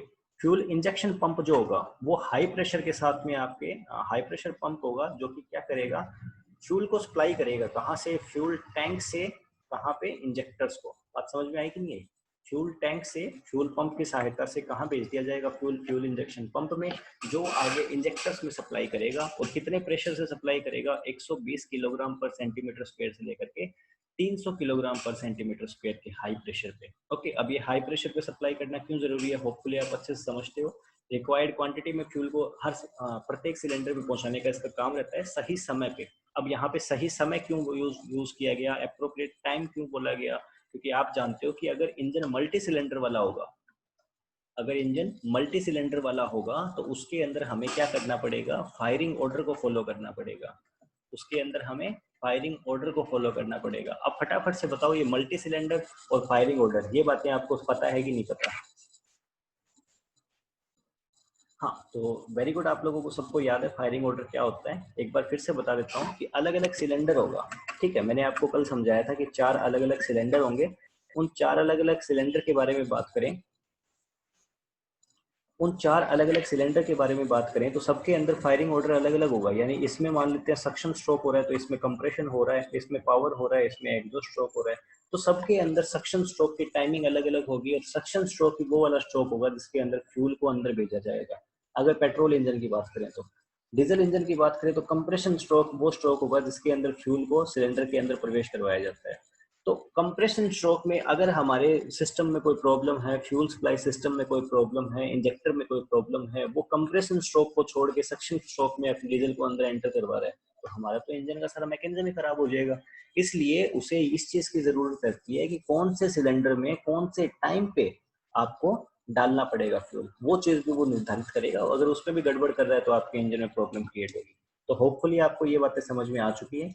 अब उसके बाद में अपने आगे देखते हैं इसके अंदर air venting of fuel system. Air venting का मतलब क्या रहता है? निर्वात, वैक्यूम क्रिएट कर देना। अब यहाँ पे मैं उतना आपको कंफ्यूज नहीं करूंगा, सिंपल चीजें बता देता हूँ। वैक्यूम क्रिएट कर देना ऑब्वियस है कि जो सिलेंडर होगा उसके अंदर जब हवा आएगी तो वो हवा तभी आ पाएगी जब उसके अंदर निर्वात होगा। अगर उसमें पहले से हवा अवेलेबल होगी तो प्रेशर नहीं बन पाएगा, सक्शन प्रेशर नहीं बन पाएगा, और सक्शन प्रेशर ना बन पाने के कारण दिक्कत प्रोड्यूस होगी। फ्यूल इंजेक्टर के बारे में बात करते हैं। फ्यूल इंजेक्टर फाइनली आप लोग इससे थोड़ा परिचित हो। जो सिलेंडर के अंदर आप मेनली चीज लगी हुई देखते रहते हो, जो इंजेक्ट करता है, जिसमें नजल नोजल लगे रहते हैं, उस चीज को क्या बोलते हैं? फ्यूल इंजेक्टर बोलते हैं। बहुत ज्यादा मैं जितना लिखा गया उतना नहीं बताऊंगा आपको, कि इजी चीज चीजें सारी आप अपने आप से इनको कवर कर सकते हो। इसका काम क्या रहता है? एटोमाइज्ड, जो फाइनली एटोमाइज्ड फ्यूल होगा। एटोमाइज्ड फ्यूल आप समझ चुके हो, छोटे छोटे कणों के रूप में जो फ्यूल को हम कर देते हैं उसको एटोमाइज्ड फ्यूल बोलते हैं। उसको हाई प्रेशर से कंबस्टन चैम्बर में पहुंचाने का काम रहता है। ठीक है, नजल बॉडी रहती है, निडल वाल्व रहती है। नोजल बॉडी निडल वाल्व की सहायता से फ्यूल को अंदर इंजेक्ट किया जाता है। आपको जब मैंने आपके डीजल इंजन का मैकेनिज्म पढ़ाया था, 4 स्ट्रोक इंजन का मैकेनिज्म पढ़ाया था, तो उस 4 स्ट्रोक इंजन के साथ में हमने एक वीडियो देखी थी जिसमें आप डीजल इंजन को अच्छे से देख पा रहे थे। ठीक है ना? तो वो जो डीजल इंजन था उसमें आपने इंजेक्टर किस तरीके से काम करता है अच्छे से देख रखा है। अगर आपको फिर भी कोई कंफ्यूजन है आप वहां जाना और उसमें अच्छे से दोबारा देख लेना। ठीक है, बाकी इन चीजों को पढ़ लेना, आपको कोई प्रॉब्लम नहीं आनी चाहिए। कोई प्रॉब्लम आए देन यू कैन कॉन्टेक्ट। उसके बाद में बात करते हैं हम ल्यूब्रिकेशन सिस्टम के बारे में। तो यहाँ आपका फ्यूल सप्लाई सिस्टम खत्म होता है। मुझे फटाफट से कंफर्मेशन दे दीजिए आप लोगों को समझ में आया या नहीं आया। हाँ जी, उसके बाद में बात करते हैं ल्यूब्रिकेशन सिस्टम के बारे में। ठीक है, कि ल्यूब्रिकेशन सिस्टम क्या होता है। बेसिक इंट्रोडक्शन मैंने आपको दे दिया, एक बार फिर से आपको रिकॉल करवा देता हूँ। जो सिलाई मशीन के लिए मैंने बोला था कि सिलाई मशीन में छोटे छोटे छेद रहते हैं, उसमें घरों की महिलाएं क्या करती है, उनके पास ऑयल रहता है, उस ऑयल को डाल देती है ताकि उनके कलपुर्जों में घिसावट ना हो। उसी चीज को ल्यूब्रिकेशन सिस्टम बोलते हैं। इंजन में किस तरीके से होता है और कौन से पार्ट्स होते हैं जिनको ल्यूब्रिकेशन की रिक्वायरमेंट होती है, उन चीजों के बारे में बात करते हैं। सबसे पहले बात करते हैं ल्यूब्रिकेशन सिस्टम के बारे में, कि आईसी इंजन जो होगा वो बहुत सारे मूविंग पार्ट से मिलकर बना होगा।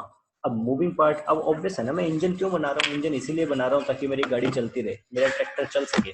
चलेगा तो ऑब्वियस है कि मूविंग पार्ट होंगे उसके अंदर जो मूवमेंट कर रहे हैं, एक जगह पे रुके हुए नहीं है।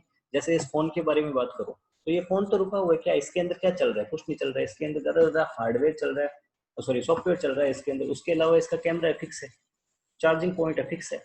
लेकिन वही मैं कोई इंजन के बारे में बात करूं तो उसके अंदर पिस्टन मूवमेंट करते रहते हैं। बात समझ में आएगी नहीं आई? पिस्टन मूवमेंट करने से कनेक्टिंग रोड मूवमेंट करती रहेगी। कनेक्टिंग रोड के मूवमेंट करने से कौन मूवमेंट करेगा? क्रैंक शाफ्ट मूवमेंट करेगी, फ्लाई व्हील मूवमेंट करेगा। तो ये सारी चीजें उसमें होती रहती है।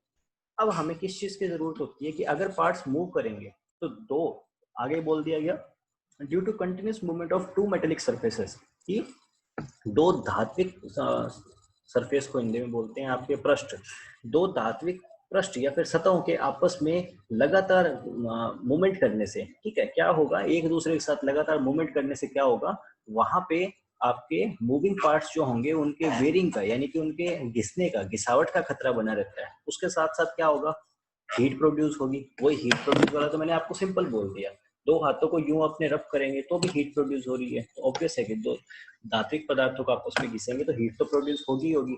उसके अलावा क्या होगा, लॉस ऑफ पावर, पावर में भी अपने कमी आएगी इंजन के, ठीक है। तो ये सारे की सारी प्रॉब्लम्स होती है। इन प्रॉब्लम को सॉल्व करने के लिए हमें किस चीज की जरूरत पड़ी, ल्यूब्रिकेशन सिस्टम की जरूरत पड़ी। ल्यूब्रिकेशन का मतलब क्या हो गया, एक तरीके से चिकनावट, ठीक है, चिकनाहट देने का काम होगा इसका। Lubrication of moving part is essential to prevent all these harmful effect. इसलिए जो मूविंग पार्ट्स होंगे उनका लुब्रिकेशन करना एसेंशियल हो जाता है, अनिवार्य हो जाता है इन सारे के सारे नुकसान को दूर करने के लिए। ओके, पर्पस के बारे में बात करें लुब्रिकेशन के, तो पर्पस हो जाएंगे इसके रिड्यूसिंग फ्रिक्शनल इफेक्ट, यानी कि रिड्यूस कर देगा। रिड्यूस करने का मतलब होता है कम कर देना। फ्रिक्शनल इफेक्ट यानी कि जो घर्षण का प्रभाव होगा उसे कम कर देगा। दूसरा हो गया कूलिंग इफेक्ट, यानी कि जो इंजन में हीट प्रोड्यूस होती है उस हीट को भी ये कुछ हद में कम कर देगा, ठीक है। उसके अलावा सीलिंग इफेक्ट। अब सील किस चीज को बोलते हैं भाई, सील बोलते हैं अगर कोई चीज बंद हो तो उसे सील बोलते हैं, अगर उसमें कोई भी लीक हो तो मतलब सील नहीं है वो, ठीक है ना। तो सीलिंग इफेक्ट यानी कि ये लीकेज को प्रिवेंट करता है किसी भी प्रकार के। उसके बाद में बात करते हैं क्लीनिंग इफेक्ट, ये कुछ साफ सफाई में भी ध्यान रखता है, इंजन के अंदर कोई धूल मिट्टी के पार्टिकल्स ना आ जाए उनको भी ये कुछ हद तक कंट्रोल करता है। अब ये सारी चीजें होती कहते हैं कैसे हैं, वन बाय वन देखते हैं। सबसे पहले बात करते हैं अपने फिर से इनके बारे में, कुछ पर्पस है जो लुब्रिकेशन सिस्टम के उनको थोड़ा समझ लेते हैं ताकि हमें एक अच्छा आइडिया हो जाए।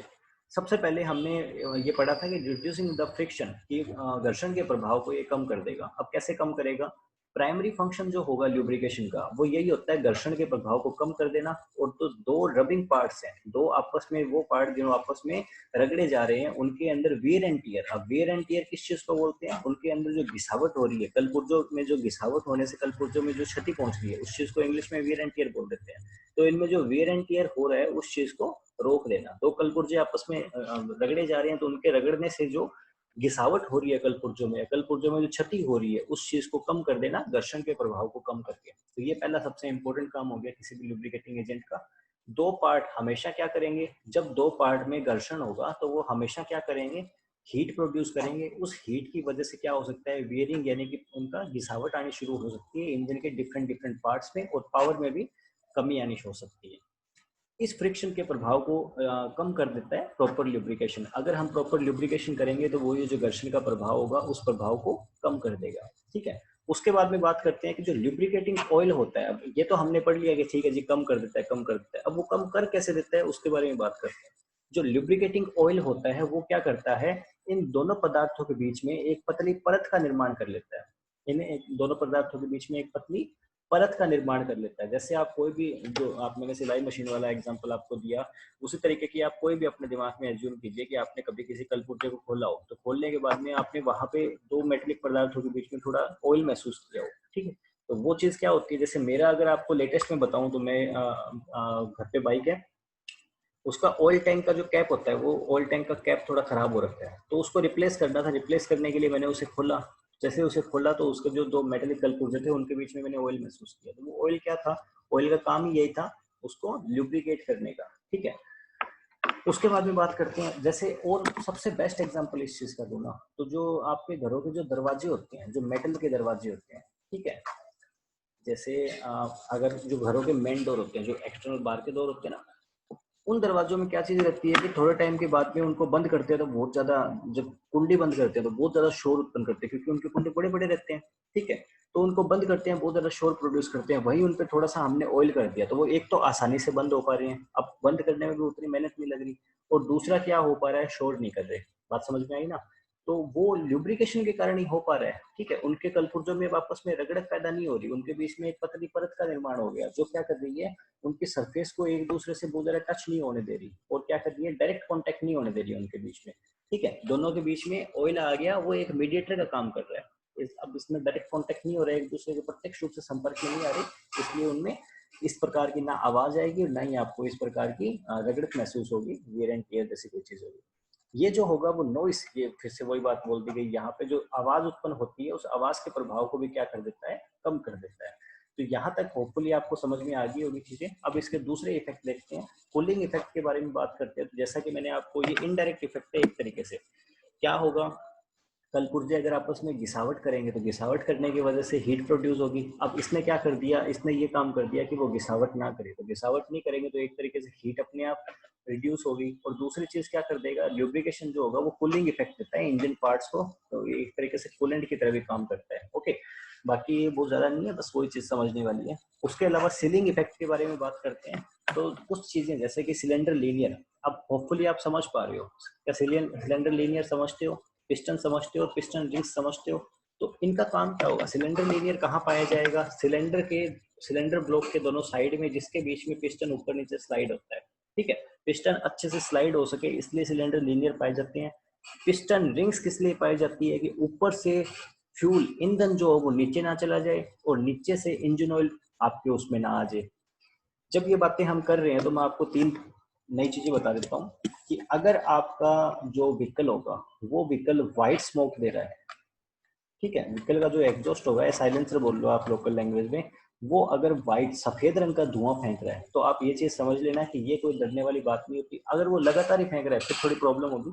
ठीक है, फिर हो सकता है कि आपका जो ऑयल है, जो आपका फ्यूल है, ठीक है, अगर वो लगातार ही सफेद धुआं फेंक रहा है तो ये मान लेना आपके आपके फ्यूल के अंदर कहीं ना कहीं हो सकता है पानी की मिलावट होगी।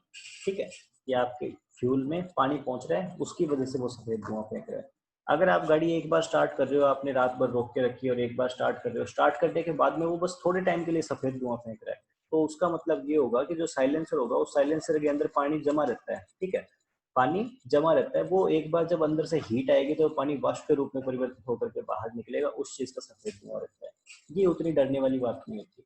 अगर आपका व्हीकल ब्लैक कलर का धुआं फेंक रहा है और लगातार ही फेंक रहा है, ठीक है, ब्लैक कलर का स्मोक फेंक रहा है, तो ब्लैक कलर का स्मोक फेंकने का मतलब ये होता है कि काला धुआं कब बनता है भाई, काला धुआं तब बनता है जब हम चीज को जलाते हैं तो उसका काला धुआं बनता है। तो वही चीज होगी कि अगर आपके व्हीकल के अंदर फ्यूल ज्यादा मात्रा में जल रहा है, सिलेंडर में फ्यूल ज्यादा मात्रा में पहुंच रहा है और ज्यादा मात्रा में फ्यूल बर्न हो रहा है, तो वो काला धुआं फेंकेगा। फिर आपको एक मेजर प्रॉब्लम है, आपको इंजन का काम करवाना पड़ेगा ताकि आपका इंजन क्या हो जाए, सही मात्रा में फ्यूल को आपके सिलेंडर के अंदर भेजे। उसके कारण 2 प्रभाव होंगे, एक तो आपको अच्छी माइलेज मिलेगी और सेकंड आपका इंजन हेल्थी रहेगा। वरना ज्यादा मात्रा में फ्यूल जाएगा तो ज्यादा टेम्परेचर बनेगा, उतना टेम्परेचर फ्यूल सहन नहीं कर पाएगा और आपका इंजन सहन नहीं कर पाएगा। उसके अलावा एक तीसरा और मोस्ट इंपोर्टेंट, जिसकी वजह से मैंने आपको ये 2 बताए, अगर आपका व्हीकल ब्लू कलर का स्मोक दे रहा है, ब्लू स्मोक, ठीक है, नीले रंग का धुआं फेंक रहा है, तो नीले रंग का धुआं फेंकने का मतलब ये होता है कि आपका जो इंजन ऑयल है, ठीक है, आपका जो इंजन ऑयल है वो आपके सिलेंडर में जलना स्टार्ट हो गया। और इंजन ऑयल का सिलेंडर में जलने का मतलब ये हो गया कि जो पिस्टन रिंग्स हैं वो पिस्टन रिंग्स खराब हो गई, सही तरीके से काम नहीं कर पा रही। क्योंकि पिस्टन रिंग सही तरीके से काम कर पा रही होती है तो पिस्टन के नीचे से ये लीक नहीं हुआ होता। तो ये 3 अलग अलग टाइप के आप आइडेंटिफिकेशन होते हैं जिनसे आप पता कर सकते हो कि आपके इंजन में क्या प्रॉब्लम है। अगर काला धुआं फेंक रहा है तो आपका सारा इंजन खुलेगा, इंजन का सारा काम होगा, जो एक बड़ा खर्चा रहता है। अगर नीला धुआं फेंक रहा है तो भी आपका इंजन खुलेगा क्योंकि पिस्टन रिंग्स आपको रिप्लेस करनी पड़ेगी, या फिर हो सकता है इसका कोई और भी कारण हो, लेकिन जनरली यही रहता है पिस्टन रिंग्स वाला। ठीक है, तो ये चीजें भी आप ध्यान में रखना। ये जो तीनों पॉइंट है वो पॉइंट आपसे 1 नंबर के क्वेश्चन में पूछे जा सकते हैं, कोई बड़ी बात नहीं है कि अगर कोई नीला धुआं फेंक रहा है तो उसका क्या मतलब होगा, सफेद फेंक रहा है तो क्या होगा, काला फेंक रहा है तो क्या होगा। ठीक है, उसके बाद में अपने टॉपिक पे आगे बढ़ते हैं। सीलिंग का इफेक्ट मैंने, क्लीनिंग इफेक्ट के बारे में थे अपन, सीलिंग इफेक्ट मैंने आपको बताया नहीं तो बता देता हूँ थोड़ा, कि जो सिलेंडर लीनियर वगैरह ये सारी चीजें होंगी उनके बीच में बाय चांस अगर कोई गैप आ जाए, थोड़ा स्पेस आ जाए, तो उस स्पेस में कौन आ जाएगा, ये इंजन ऑयल आकर के फिट हो जाता है और वो इंजन ऑयल वो स्पेस ऑक्यूपाई कर लेता है, वहां से लीकेज नहीं होने देगा। ठीक है, उसके बाद में फोर्थ इफेक्ट इसका क्लीनिंग इफेक्ट की, बाय चांस आपके इंजन पार्ट के अंदर कोई डर्ट वगैरह आ गया तो ये डर्ट और कार्बन को क्या कर लेता है, एब्जॉर्व कर लेता है इंजन के अंदर। इसी कार्बन को एब्जॉर्व करने के कारण ही तो ये काला हो जाता है। ठीक है, आप लुब्रिकेशन ऑयल जब भी डलवाओगे, इंजन ऑयल जब भी डलवाओगे तो वो कुछ कुछ येलो कलर के जैसा होता है। ठीक है, लेकिन आप उसे रिप्लेस करवाते हो तो बिल्कुल ब्लैक कलर का रहता है। आप इसे सिंपल में शायद मोबिल बोलते हो, ठीक है, तो ब्लैक कलर का रहता है मोबिल। वो क्यों रहता है ब्लैक कलर का, क्योंकि वो यूज हो चुका है भाई, उसने डर्ट और कार्बन को एब्जॉर्व कर लिया, उनको एब्जॉर्व करने के कारण वो खराब हो चुका है। जबकि स्टार्टिंग में वो कैसा रहता है, येलो कलर का रहता है। अच्छा, ये गाढ़ा होता है, ध्यान रखना, ये गाढ़ा होता है। ठीक है, थिक होता है, ये थिन नहीं होता, पतला नहीं होता। पेट्रोल वगैरह तो ये बहुत ज्यादा पतले होते हैं, ये गाढ़ा होता है। गाढ़ा क्यों होगा वो आप अच्छे समझते हो, गाढ़ा होगा तो चिपचिपाहट ज्यादा प्रोड्यूस करेगा और अपने को चाहिए इसी चीज के लिए। ठीक है, तो यहाँ तक आपको बातें समझ में आई है कि नहीं आई, फटाफट से कंफर्मेशन दीजिए। देखिए उसके बाद में बात करते हैं टाइप्स ऑफ ल्यूब्रिकेशन के बारे में कि ल्यूब्रिकेशन कितने प्रकार के हो सकते हैं। तो ल्यूब्रिकेंट्स जो होते हैं, जो इंजन ऑयल होते हैं, वो कहाँ से प्राप्त होते हैं, वो एनिमल फैट यानी जानवरों की जो वसा होती है उनसे तैयार किए जाते हैं, वेजिटेबल्स यानी सब्जियों से तैयार किए जाते हैं, और मिनरल्स यानी खनिजों से तैयार किए जाते हैं। ठीक है, पेट्रोल भी खनिज होता है, ध्यान रखना, तो इनसे तैयार किए जाते हैं। ठीक है, तो लुब्रिकेंट्स किस किस चीजों से तैयार कर सकते हैं, जानवरों की वसा से तैयार कर सकते हैं, सब्जियों से तैयार कर सकते हैं, और मिनरल से तैयार कर सकते हैं, फलों से भी तैयार कर सकते हैं। वेजिटेबल लुब्रिकेंट्स जो होते हैं वो बीजों से, फलों से और पौधों से तैयार करते हैं। कॉटन सीड ऑयल, जो कपास के जो बीज होते हैं उनके अंदर जो तेल रहता है उससे, olive oil, linseed oil, caster oil, इनकी सहायता से भी लुब्रिकेंट्स तैयार किए जा सकते हैं। ठीक है ना। उसके बाद में मिनरल लुब्रिकेंट्स, तो मिनरल लुब्रिकेंट्स जनरली पेट्रोलियम वाले ही रहते हैं, पेट्रोलियम लुब्रिकेंट्स। ये जो होते हैं वो सबसे ज्यादा पॉपुलर होते हैं आपके इंजन और मशीन के लिए। आप वेजिटेबल लुब्रिकेंट्स या फिर आप इस टाइप के एनिमल फैट लुब्रिकेंट्स आप यूज नहीं करते। आप जो लुब्रिकेंट यूज करते हो, इंजन ऑयल यूज करते हो, वो पेट्रोलियम ही रहते हैं जनरली। आप अगली बार जो भी डलवाओ तो उस टाइम उसके जो गैलन होता है उस पर आप देखना, उस पर सारी इंफॉर्मेशन लिखी होगी, वहां पे आपको ये चीजें देखने को मिलेगी। तो मिनरल लुब्रिकेंट सबसे ज्यादा पॉपुलर है इंजन और मशीन के लिए। ये किससे तैयार किए जाते हैं, ये क्रड पेट्रोलियम, सॉरी क्रड पेट्रोलियम होते हैं जो कि आपके प्रकृति में पाए जाते हैं। ठीक है, पेट्रोल कहाँ से आता है भाई, पेट्रोल हम बोलते हैं कि कच्चा पेट्रोल इतने वो है, ये है, कच्चे पेट्रोल को प्रोसेस करते हैं तो पेट्रोल बनता है, तो वो कच्चा पेट्रोल जो होता है वो क्रड पेट्रोलियम होता है। ठीक है, तो ये भी क्रड पेट्रोलियम है, उसको प्रोसेस करके ही बनाया जाता है लुब्रिकेंट। कच्चे पेट्रोल को प्रोसेस करके आप लुब्रिकेंट बना सकते हो, कच्चे पेट्रोल को प्रोसेस करके आप ईंधन यानी कि फ्यूल बना सकते हो। ओके, तो ये ध्यान में रखना, कहाँ से आता है ये, प्रकृति के अंदर इसकी खाने, इसके क्या बोलते हैं उनको, खान बोलना तो सही नहीं होता, वो होती है ना यार, खुदाई करते हैं जिनसे निकलते हैं, भूगर्भ से निकलते हैं, बस वो चीजें ये। ठीक है, तो ये प्राकृतिक सोर्स है इनके। पेट्रोलियम लुब्रिकेंट्स जो होते हैं वो लेस एक्सपेंसिव होते हैं, सस्ते होते हैं और सुटेबल होते हैं सभी के सभी इंटरनल कंबशन इंजन के लिए, यानी आंतरिक दहन इंजनों के लिए सबसे ज्यादा उपयुक्त रहते हैं ये, और कम खर्चीले होते हैं। ठीक है, तो होपफुली ये बातें भी आपको समझ में आ गई होंगी लुब्रिकेंट्स के टाइप के बारे में। उसके बाद में बात करते हैं इंजन लुब्रिकेशन सिस्टम के बारे में। लुब्रिकेटिंग सिस्टम जो होगा इंजन का, वो एक अरेंजमेंट होता है मैकेनिक्स का, जो क्या काम करता है, आपके लुब्रिकेटिंग ऑयल को सप्लाई करने का काम करता है। कहाँ पे सप्लाई करने का, रबिंग सरफेस पे। आपके इंजन में कोई भी ऐसी चीज होगी जो आपस में घिस रही होगी, वहां पे इंजन ऑयल को सप्लाई करने का काम करता है कौन, लुब्रिकेशन सिस्टम। ठीक है, अब कौन कौन से पार्ट्स होते हैं इंजन के जिनको लुब्रिकेशन की आवश्यकता रहती है, आप इन सारे पार्ट्स को अच्छे से एक बार अपने आप से पढ़ लीजिए। और जब आप इन पार्ट्स को पढ़ रहे हो उस टाइम अपने दिमाग में इमेजिन करना सिलेंडर वॉल्स। ठीक है, सिलेंडर वॉल्स यानी जो सिलेंडर था उसके जो आसपास वाली जो दीवारें थी जिसके अंदर पिस्टन मूवमेंट करता है उसको बोलते हैं सिलेंडर वॉल। ठीक है, पिस्टन क्या है, सिलेंडर है, सिलेंडर के अंदर पिस्टन पाया जाता है, उसको कहते हैं पिस्टन। पिस्टन पिन, ठीक है, जो पिस्टन है, पिस्टन के ऊपर क्या थी, जो कनेक्टिंग रोड का जो छोटा वाला हिस्सा अटैच रहता है उसको अटैच करने के लिए एक पिन लगाते हैं, उसको कहते हैं piston pin. Crank shaft, crank shaft मेरे को समझ आ गया, कनेक्टिंग रोड के नीचे रहता है जो गोल गोल घूमती है उसको कहते हैं crankshaft. Connecting rod bearing, अच्छा हाँ, क्रैंक शाफ्ट जो होता है, क्रैंक शाफ्ट के जो रोड जनरल रहते हैं वो रोड जनरल में कनेक्टिंग रोड आकर के फिट होती है और उसके बीच में बेरिंग्स लगते हैं। अच्छा ठीक है, उनको कहते हैं बेरिंग। कैम शाफ्ट बेरिंग, अच्छा कैम शाफ्ट क्या, कैम शाफ्ट जो ऊपर वाल लगी रहती है उन वाल को खोलने और बंद करने के लिए जो कैम शाफ्ट लगाते हैं उसको कहते हैं camshaft. Valve operating mechanism, अच्छा वाल्व ऑपरेटिंग मैकेनिज्म क्या, जो वाल्व्स होते हैं उनके बीच में स्प्रिंग्स लगे रहते हैं और उसके ऊपर एक कैम लगा रहता है, वो कैम जब घूम के आएगा उसका जो नुकीला सिरा होगा, वो नुकीला सिरा जैसे ही वाल्व को टच करेगा वो स्प्रिंग नीचे की तरफ दब जाएगा और आपकी वाल्व खुल जाएगी। अच्छा वो होते हैं valve opening mechanism. Cooling fans, अच्छा कूलिंग फैन क्या चीज, अगर वाटर कूल्ड है तो वाटर जैकेट्स रहेंगे, अदरवाइज उसके अंदर क्या रहता है, पंखा रहता है जो गोल गोल घूम के काम करेगा। आपने अभी थोड़ी देर पहले देखा था एक इंजन देखा था, उसके बाहर क्या था, फैन लगा हुआ था, वो कूलिंग फैन था। वाटर पंप, ठीक है, जो पानी को पंप करने का काम करेगा। इग्निशन मैकेनिज्म, अच्छा जो दहन करने का काम करेगा। ये सारी की सारी चीजें। तो जब इन चीजों को आप देख रहे हो तो इनमें से अधिकांश चीजों को आपको समझ में आना चाहिए कि उनमें क्या घर्षण होगा। सबसे पहले सिलेंडर वॉल और पिस्टन के बारे में बात करते हैं। सिलेंडर वॉल में पिस्टन ऊपर नीचे करेगा तो ऑब्वियसली वहां पे घर्षण होगा। पिस्टन पिन, पिस्टन पिन के साथ में कनेक्टिंग रोड लगी हुई है, कनेक्टिंग रोड उसके साथ ऊपर नीचे होगी तो ऑफकोर्स पिस्टन पिन के अंदर भी घर्षण होगा। क्रैंकशाफ्ट गोल घूमेगी, ऑफ कोर्स उसमें घर्षण होगा। कनेक्टिंग रोड बेरिंग उसके साथ जुड़े हुए क्रैंकशाफ्ट के साथ में, तो उसमें ऑफ कोर्स घर्षण होगा। कैमशाफ्ट के बेरिंग्स में भी घर्षण होगा। तो इन सारी चीजों में घर्षण हो रहा है, और जहां पे घर्षण होगा, फ्रिक्शन होगा, वहां पे किस चीज की रिक्वायरमेंट रहेगी? हमें लुब्रिकेशन की रिक्वायरमेंट रहेगी। क्यों? क्योंकि जहां पे घर्षण होगा वहां पे हीट भी प्रोड्यूस होगी, वहां पे वियर एंड टियर भी होगा, और वहां पे पावर में भी कमी आएगी इंजन के। तो इन सारी चीजों को रोकने के लिए हमें किस चीज की जरूरत पड़ेगी? लुब्रिकेंट की जरूरत पड़ेगी। तो लुब्रिकेशन सिस्टम के बारे में बात करते हैं तो दो टाइप के लुब्रिकेशन सिस्टम होते हैं। एक्चुअली में तो देखो तीन चार टाइप के होते हैं। एक पेट्रोलियम टाइप का रहता है, आपके कोर्स में नहीं है वो। एक और है जो इन दोनों का कंबाइंड यूज होता है, स्प्लैश सिस्टम का और फोर्स फीड सिस्टम का, इन दोनों का कंबाइंड यूज होता है। तो कंबाइंड यूज वाले में तो कोई दिक्कत नहीं, अगर बाई चांस आपसे पूछे तो भी आप कर सकते हो उसको, जब आपने इन दोनों को पढ़ लिया तब। मैं आपको ये दो पढ़ा देता हूँ, आपके सिलेबस में केवल दो दिए गए हैं, इसलिए मैं आपको दो पढ़ा देता हूँ, ठीक है। अगर आप तीसरा इसमें ऐड करना चाहो, तीसरा आप इसमें ऐड कर सकते हो, combined use of splash and force feed system.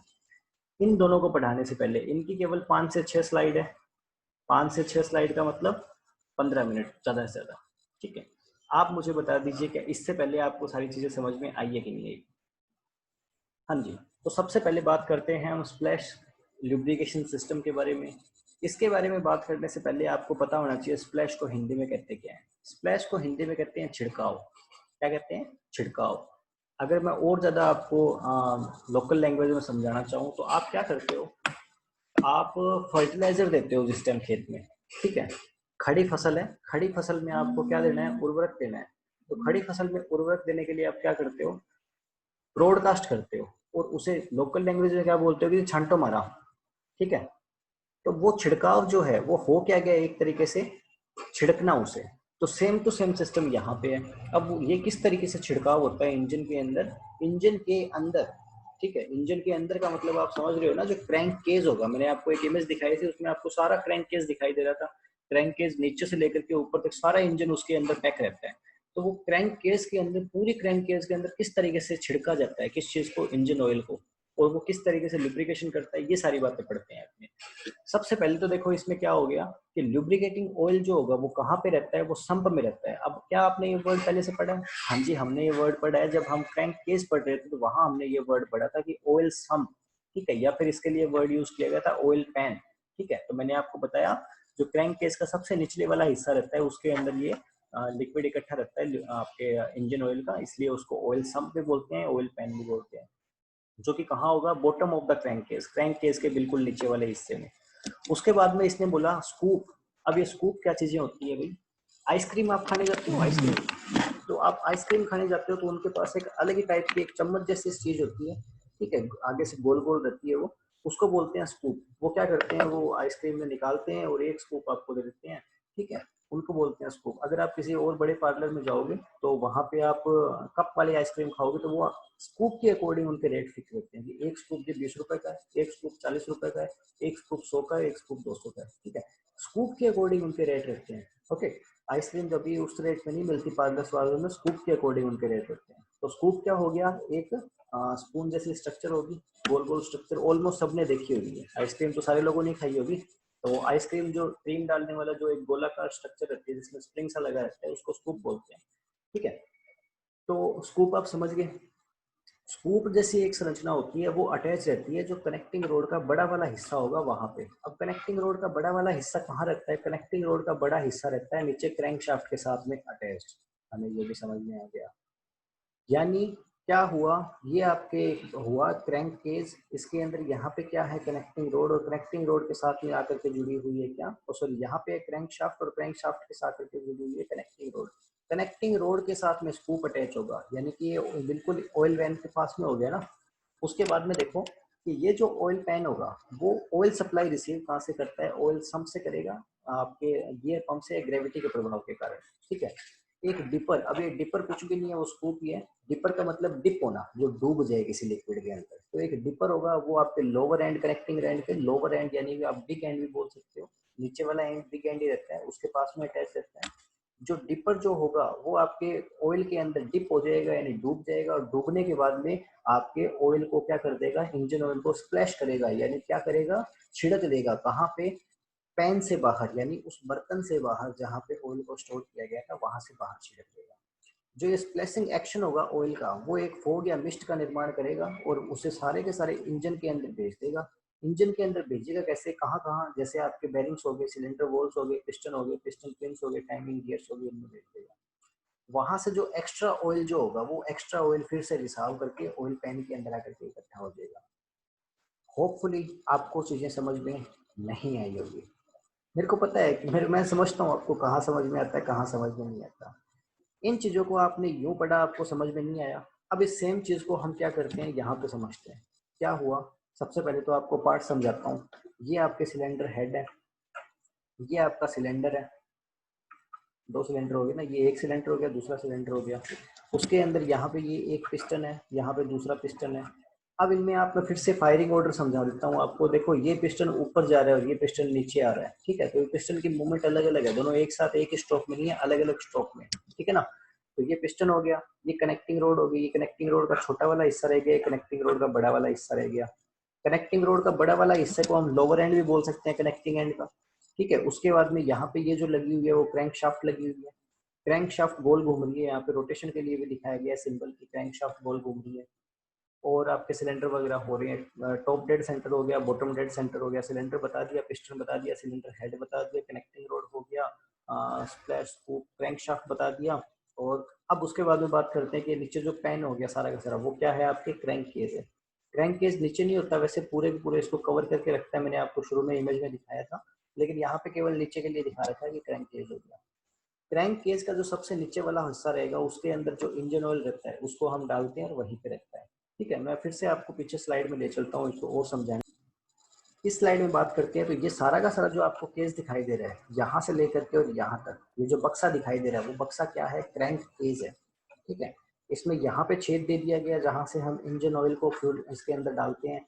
यहाँ से इंजन ऑयल को डालेंगे, वो रिसाव करके ग्रेविटी के प्रभाव के कारण रिसाव करके जो नीचे ये जो पैन होगा, इस पैन में आकर के कलेक्ट हो जाता है, ठीक है। गुरुत्वाकर्षण के प्रभाव के कारण नीचे ये पैन है, उस पैन में आकर के कलेक्ट हो जाएगा। होता ही ये क्रैंक केस पूरा का पूरा ही है, ठीक है। तो होपफुली आपको अब ये चीजें समझ में आ गई। तो आपको ये समझ में आ गया, क्रैंक केस समझ में आ गया, ऑयल सम्प समझ में आ गया। ऑयल सम्प किसको बोलते हैं, इसको ऑयल सम्प बोल सकते हैं या ऑयल पैन भी बोल सकते हैं, ठीक है, एक ही बात है। ओके, अब देखना इसमें क्या होता है। मैंने आपको बोला कि अब ये क्रैंक शाफ्ट है, वो तो रोटेशन करती रहती है, गोल गोल घूमती रहेगी, आपको सब नॉलेज है इस चीज की। कनेक्टिंग रोड का जो बड़ा वाला हिस्सा होगा, उसके साथ में एक स्कूप को ऐड कर दिया गया। स्कूप क्या होता है, मैंने आपको बताया, अर्धचंद्राकार आकार की एक स्ट्रक्चर होगी, जो आइसक्रीम डालने के लिए हम काम में लेते हैं, वैसा कुछ रहता है, आधा गोला मान लो उसको। ये स्कूप जैसी स्ट्रक्चर रहेगी। अब क्या होगा कि जब ये पिस्टन नीचे की तरफ आएगा, तो ऑब्वियस ये वाला हिस्सा भी नीचे जाएगा। जब ये हिस्सा नीचे जाएगा, तो इस वाली कंडीशन में आ जाएगा, और ये जो स्कूप होगा, वो स्कूप आपके ऑयल सम्प के अंदर डूब जाएगा। ऑयल सम्प में डूबने के बाद में जब पिस्टन फिर से ऊपर की तरफ जाएगा, तो ये जो स्कूप होगा वो भी ऊपर की तरफ जाएगा, और क्योंकि इसमें पिस्टन में एनर्जी होगी, एक फोर्स के कारण ये ऊपर की तरफ जाएगा, तो ये स्कूप के अंदर जो भी ऑयल था, उस ऑयल को ये छिड़क के मारेगा या फेंक के मारेगा, यूं मान लो, ठीक है। तो फेंक के मारेगा, तो ये सारे ऑयल के अंदर आपके फैल जाएगा, सारे पिस्टन विस्टन के अंदर फैल जाएगा। अब यहाँ से ये पिस्टन के अंदर कैसे जाएगा, आंतरिक भागों में कैसे जाएगा, या जो भी जगह जहाँ पे लुब्रिकेशन की रिक्वायरमेंट है, वहां पे कैसे पहुंचेगा, वहां पे पहुंचेगा ऑयल होल्स के द्वारा। जैसे आपकी सिलाई वाली मशीन के अंदर छेद होते हैं ना, उन छेदों के अंदर ही वो डालना रहता है ऑयल।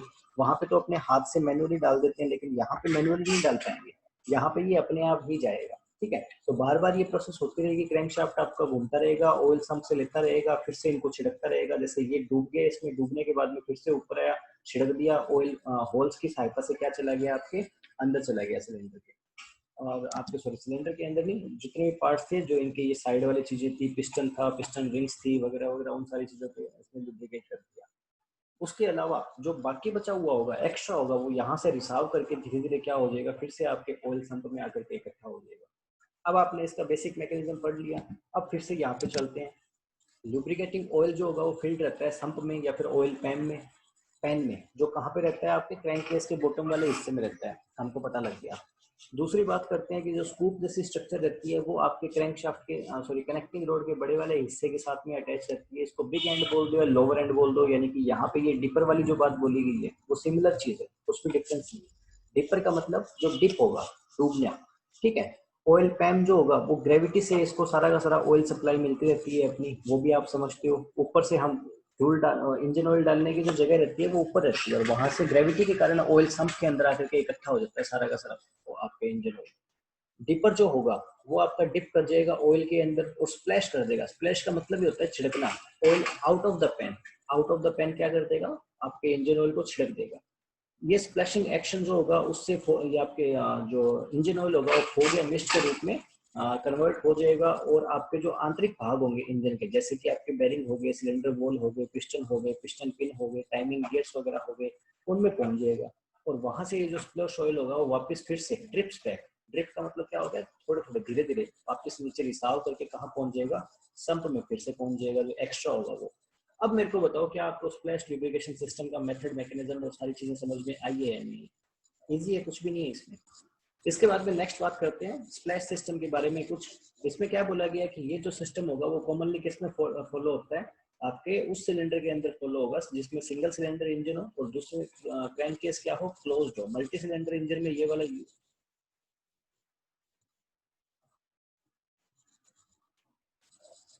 हाँ जी। उसके बाद में बात करते हैं अपने कि ये वाला जो मेथड होता है आपके फ्यूल को छिड़कने का, वो किसके अंदर काम में रहता है, उसके अंदर जिसके अंदर क्रैंक केस क्लोज रहती है और सिंगल सिलेंडर इंजन रहता है। इफेक्टिव फंक्शनिंग के लिए इंजन जो होगा उसके अंदर प्रॉपर लेवल का ऑयल होना चाहिए। ऐसा ना हो कि ऑयल का लेवल कम हो, अगर ऑयल का लेवल कम होगा तो क्या हो जाएगा, जो स्कूप होगा स्कूप नीचे की तरफ जाएगा तो तेल में डूब नहीं पाएगा, और तेल में डूब ना पाने के कारण हमें दिक्कतें महसूस होंगी। ठीक है, फिर वो स्प्लैश करेगा कैसे अगर स्कूप के अंदर तेल आएगा ही नहीं तो।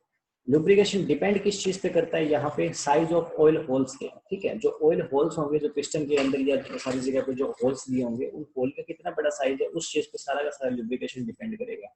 ध्यान में रखने वाली चीज ये होती है कि जो ऑयल होना चाहिए वो क्लीन होना चाहिए और अनडाइल्यूटेड, यानी पतला नहीं होना चाहिए, गाढ़ा होना चाहिए। ठीक है। डिसएडवांटेजेस की बात करेंगे कि इसके नुकसान क्या है, तो डिसएडवांटेज इसका ये है कि ये प्रॉपर एक जैसा लुब्रिकेशन नहीं करता। हो सकता है कहीं पे तेल का छिड़काव ज्यादा हो रहा है और कहीं पे आपके लुब्रिकेशन ऑयल का छिड़काव कम हो रहा हो, तो एक दिक्कत तो इसमें वो है। दूसरा, अगर बाई चांस ये पिस्टन से कहाँ पहुंच गया, कंबस्टन चैम्बर में पहुंच गया, ठीक है, तो फिर ये क्या काम कर देगा, ये ब्लड स्मोक देने लग जाएगा। ब्लू स्मोक, ब्लड है, ब्लड नहीं है, ब्लू होगा। ठीक है, ब्लू स्मोक देने लग जाएगा। ई और आर एक पास पास पास लिखे जाते हैं ना, ई और आर, तो यहाँ पे जो कीबोर्ड होता है उसमें ई और आर एक दूसरे के पास पास लिखे जाते हैं, तो वहाँ पे मिस टाइपिंग होगी, ब्लड नहीं होगा, ब्लू स्मोक होगा। ठीक है, तो ब्लू कलर का स्मोक देगा, जो मैं आपको पहले ही बता चुका हूँ। ठीक है, अगर इंजन ऑयल सिलेंडर के अंदर जलना स्टार्ट कर देगा तो एग्जॉस्ट में कलर ब्लू आएगा। ठीक है, और बाकी इसके साथ ये पॉसिबिलिटी भी रहती है कि आपके क्रैंक केस के डायलूशन के कारण ये पतला हो जाए, और अगर आपका जो मेटल वगैरह होगा, ठीक है, उसमें कोई घिसावट आ रखी होगी, तो ये डस्ट और कार्बन इन चीजों को कलेक्ट करेगा, जो कि इंजन के वेयर एंड टियर के लिए नुकसानदायक होंगे। ठीक है, तो ये इसकी कुछ कमियां रहती है। उसके बाद में फाइनली आपकी बात करते हैं फोर्स फीड या प्रेशर लुब्रिकेशन सिस्टम के बारे में। तो इसमें वैसे तो आपको ना थोड़ा सा वैसे ही समझ आ जाना चाहिए कि होगा क्या। मैं आपको सबसे पहले इसको इमेज दिखा देता हूँ कि है क्या। वही चीजें सारी की सारी ये आपका आपके वो है, क्रैंकेज है। क्रैंकेज में ये नीचे वाला हिस्सा है जिसको हम ऑयल पान या ऑयल सम्प भी बोलते हैं, यहाँ पे दोनों ही वर्ड लिख दिए गए। इसके अंदर एक पंप लगा दिया गया, जो पंप क्या काम करेगा, फ्यूल आपके इंजन ऑयल को पंप करेगा, ऑयल फिल्टर की सहायता से आगे भेजेगा। एक प्रेशर चेक करने के लिए ऑयल गोज लगा दिया गया, जिसका मीटर कहाँ रहता है, जो ट्रैक्टर का डैशबोर्ड होगा या कार का इंस्ट्रूमेंटेड क्लस्टर होता है उसके अंदर एक रहता है जो ऑयल प्रेशर बताता रहता है। ऑयल प्रेशर अगर कम होगा यानी कि आपको इंजन ऑयल की रिक्वायरमेंट है, ठीक है, ऑयल प्रेशर एक ऑप्टिमम होगा, देन आपको आपका इंजन ऑयल का लेवल सही है, ये यहाँ से पंप करेगा। और इसके लिए अलग से ही मैकेनिज्म है सारी जगह पहुंचने के लिए। ये जो येलो कलर की आपको लाइनिंग दिखाई दे रही है, उस येलो कलर की लाइनिंग के द्वारा ये सारी जगह पे पंप किया जाएगा, और वहां से ये क्रैंकशाफ्ट के अंदर भेज दिया गया, ये टाइमिंग चेन के अंदर भेज दिया गया, ये आपके वाल्व के अंदर भेज दिया गया, ये आपके रोकर आर्म्स वगैरह के अंदर भेज दिया गया, और यहाँ से जो एक्स्ट्रा होगा वो फिर से नीचे की तरफ आ जाएगा। यानी इसके लिए इसके अंदर क्या हो जाएगा, लुब्रिकेशन के लिए पूरा का पूरा एक अलग ही चीज बना दी गई, अलग ही स्ट्रक्चर बना दी गई। पाइप्स की सहायता से लुब्रिकेशन हो रहा है सारे के सारे इंजन में। उसके अंदर क्या हो रहा था, कोई पाइप नहीं थी, कुछ भी नहीं था, बस छिड़काव मार रहे हैं, जहाँ पे पहुंच गया वहां पे ठीक है, जहाँ पे रह गया वहां पे ठीक है। तो वो स्प्लैश था और ये फोर्स फीड है। 2 स्लाइड है, पढ़ लेते हैं फटाफट। इस सिस्टम के अंदर क्या होगा, ऑयल इज पम्प्ड। अब उसके अंदर कोई पंप नहीं लगा हुआ था, कुछ भी नहीं लगा हुआ था, इसके अंदर मोटर भी लगी हुई है। Directly to crankshaft, directly crankshaft के अंदर आपके इंजन ऑयल को पंप किया जाएगा। Connecting rod, piston pin, timing gear और कैम शाफ्ट, इसके अंदर डायरेक्टली किसको पंप किया जाएगा, इंजन ऑयल को। Through suitable path of oil is known as shown is figure. ये जैसा फिगर में आपको दिखाया गया है वैसे सुटेबल पाथ होंगे, इनके सही डिजाइन होंगे, नलियां होंगी, उनकी सहायता से किसको भेज दिया जाएगा, इंजन ऑयल को डायरेक्टली आपके इन पार्ट्स में। Usually the oil first enters in the main gallery, सबसे पहले वो मेन गैलरी में एंटर करेगा। जैसे ड्रिप सिस्टम में नहीं होता, सबसे पहले मेन पाइप में जाता है, उसके बाद में सब लेंटर पाइप में जाता है, उसी तरीके से, ठीक है। जो आपके क्रैंक केस के अंदर फिट रहती है, इस पाइप से कहाँ चला जाएगा, मेन बेरिंग में चला जाएगा छिद्रों की सहायता से, और वहां मेन बेरिंग से ये कहाँ चला जाएगा, बिग एंड बेरिंग की तरफ चला जाएगा, कनेक्टिंग रोड के, जिसमें ड्रिल्ड होल होंगे क्रैंकशाफ्ट के अंदर, ठीक है। आगे अगर बात करेंगे तो यहाँ से ये जो लुब्रिकेटिंग ऑयल होगा वो आपके वॉल्स के अंदर, पिस्टन के अंदर और रिंग्स के अंदर भेज दिया जाएगा। सेपरेट ऑयल गैलरी रहती है लुब्रिकेटिंग टाइमिंग गियर्स के लिए। ऑयल पंप जो होता है वो पॉजिटिव डिस्प्लेसमेंट पंप का काम करता है। उसके अलावा वही चीजें इसके अंदर वाल्व सिस्टम और रोकर आर्म्स के अंदर भी ये भेजता है। उसके अलावा एक्सेस ऑयल जो होगा वो फिर से वापस लौट के चला आएगा सिलेंडर हेड से क्रैंक केस के अंदर। पंप डिस्चार्ज करेगा फ्यूल को कहाँ कहाँ, इन जगह पे करेगा। सबसे पहले पाइप में करेगा, पाइप से आपके ऑयल गैलरीज या फिर डक्ट्स में करेगा, और वहां से डिफरेंट पार्ट्स को भेज देगा, इस चीज को लुब्रिकेशन ऑयल को। ये वाला जो सिस्टम है वो मोस्ट कॉमनली यूज किया जाता है high speed multi cylinder engine में। वो किसमें, सिंगल सिलेंडर इंजन में काम में ले रहे थे, छोटे इंजन में काम में ले रहे थे। यहाँ पे मल्टी सिलेंडर इंजन के अंदर ये वाला मेथड काम में लेते हैं, क्योंकि मल्टी सिलेंडर में लुब्रिकेशन की प्रॉब्लम ज्यादा होगी, सिंगल सिलेंडर में तो उसी से काम चल जाता है, और साथ में खर्चा भी हमें कम रखना होता है, ठीक है। ट्यूबवेल पे रखने के लिए कौन महंगा इंजन लेकर के आएगा, ठीक है। तो सिलेंडर इंजन हो गया, आपके ट्रैक्टर्स हो गए, ट्रक्स हो गए, और दूसरे जो ऑटोमोबाइल रहते हैं जैसे कार वगैरह, उनके अंदर यही वाला काम में लेते हैं। होपफुली आपको डायग्राम समझ में आ गया होगा। एक बार फिर से आपको बता देता हूँ, ये आपका ऑयल पैन है, इसके अंदर यहाँ पे एक आपके पावर पंप लगा दिया गया। पावर पंप इसको लिफ्ट करेगा फ्यूल को, ऑयल फिल्टर की सहायता से ले जाते हुए ऑयल गोज, यानी मीटर इसका तेल का प्रेशर नापने के लिए कि ऑयल प्रेशर कितना है, इससे पता लगेगा कि ऑयल की मात्रा सही है या नहीं है। इसके अंदर आपके इंजन के अंदर कौन से ऑयल की बात हो रही है, लुब्रिकेशन ऑयल की बात हो रही है, फ्यूल की बात नहीं हो रही है, यहाँ पे ध्यान रखना, ठीक है। इंजन के पॉइंट ऑफ व्यू से जब भी आप ऑयल बोलोगे तो ऑयल वो पेट्रोल या डीजल को नहीं मानते, वो इंजन ऑयल को ऑयल बोला जाता है, और पेट्रोल या डीजल को फ्यूल बोला जाता है। ध्यान रखना, इंधन बोला जाता है, कंफ्यूज मत होना इन चीजों में। तो यहाँ से क्या होगा, आगे भेज दिया जाएगा मुख्य नलिकाओं में, और मुख्य नलिकाओं से आप देख सकते हो क्रैंक शाफ्ट के अंदर इनको भेजा जा रहा, ठीक है। क्रैंक शाफ्ट के बाद में ऊपर जो आपके ये जो आपके पिस्टन फिन्स वगैरह इनके अंदर भेजा जा रहा, ठीक है। उसके अलावा आपके ये रोकर आर्म्स के अंदर भेजा जा रहा, ये आपके टाइमिंग गियर हो गए जो कैम शाफ्ट को रोटेट करने का काम करते हैं, उनके अंदर भेजा जा रहा। तो ये सारी की सारी वही चीजें, ये आपके वाल्व्स होगी उनके अंदर भेजा जा रहा।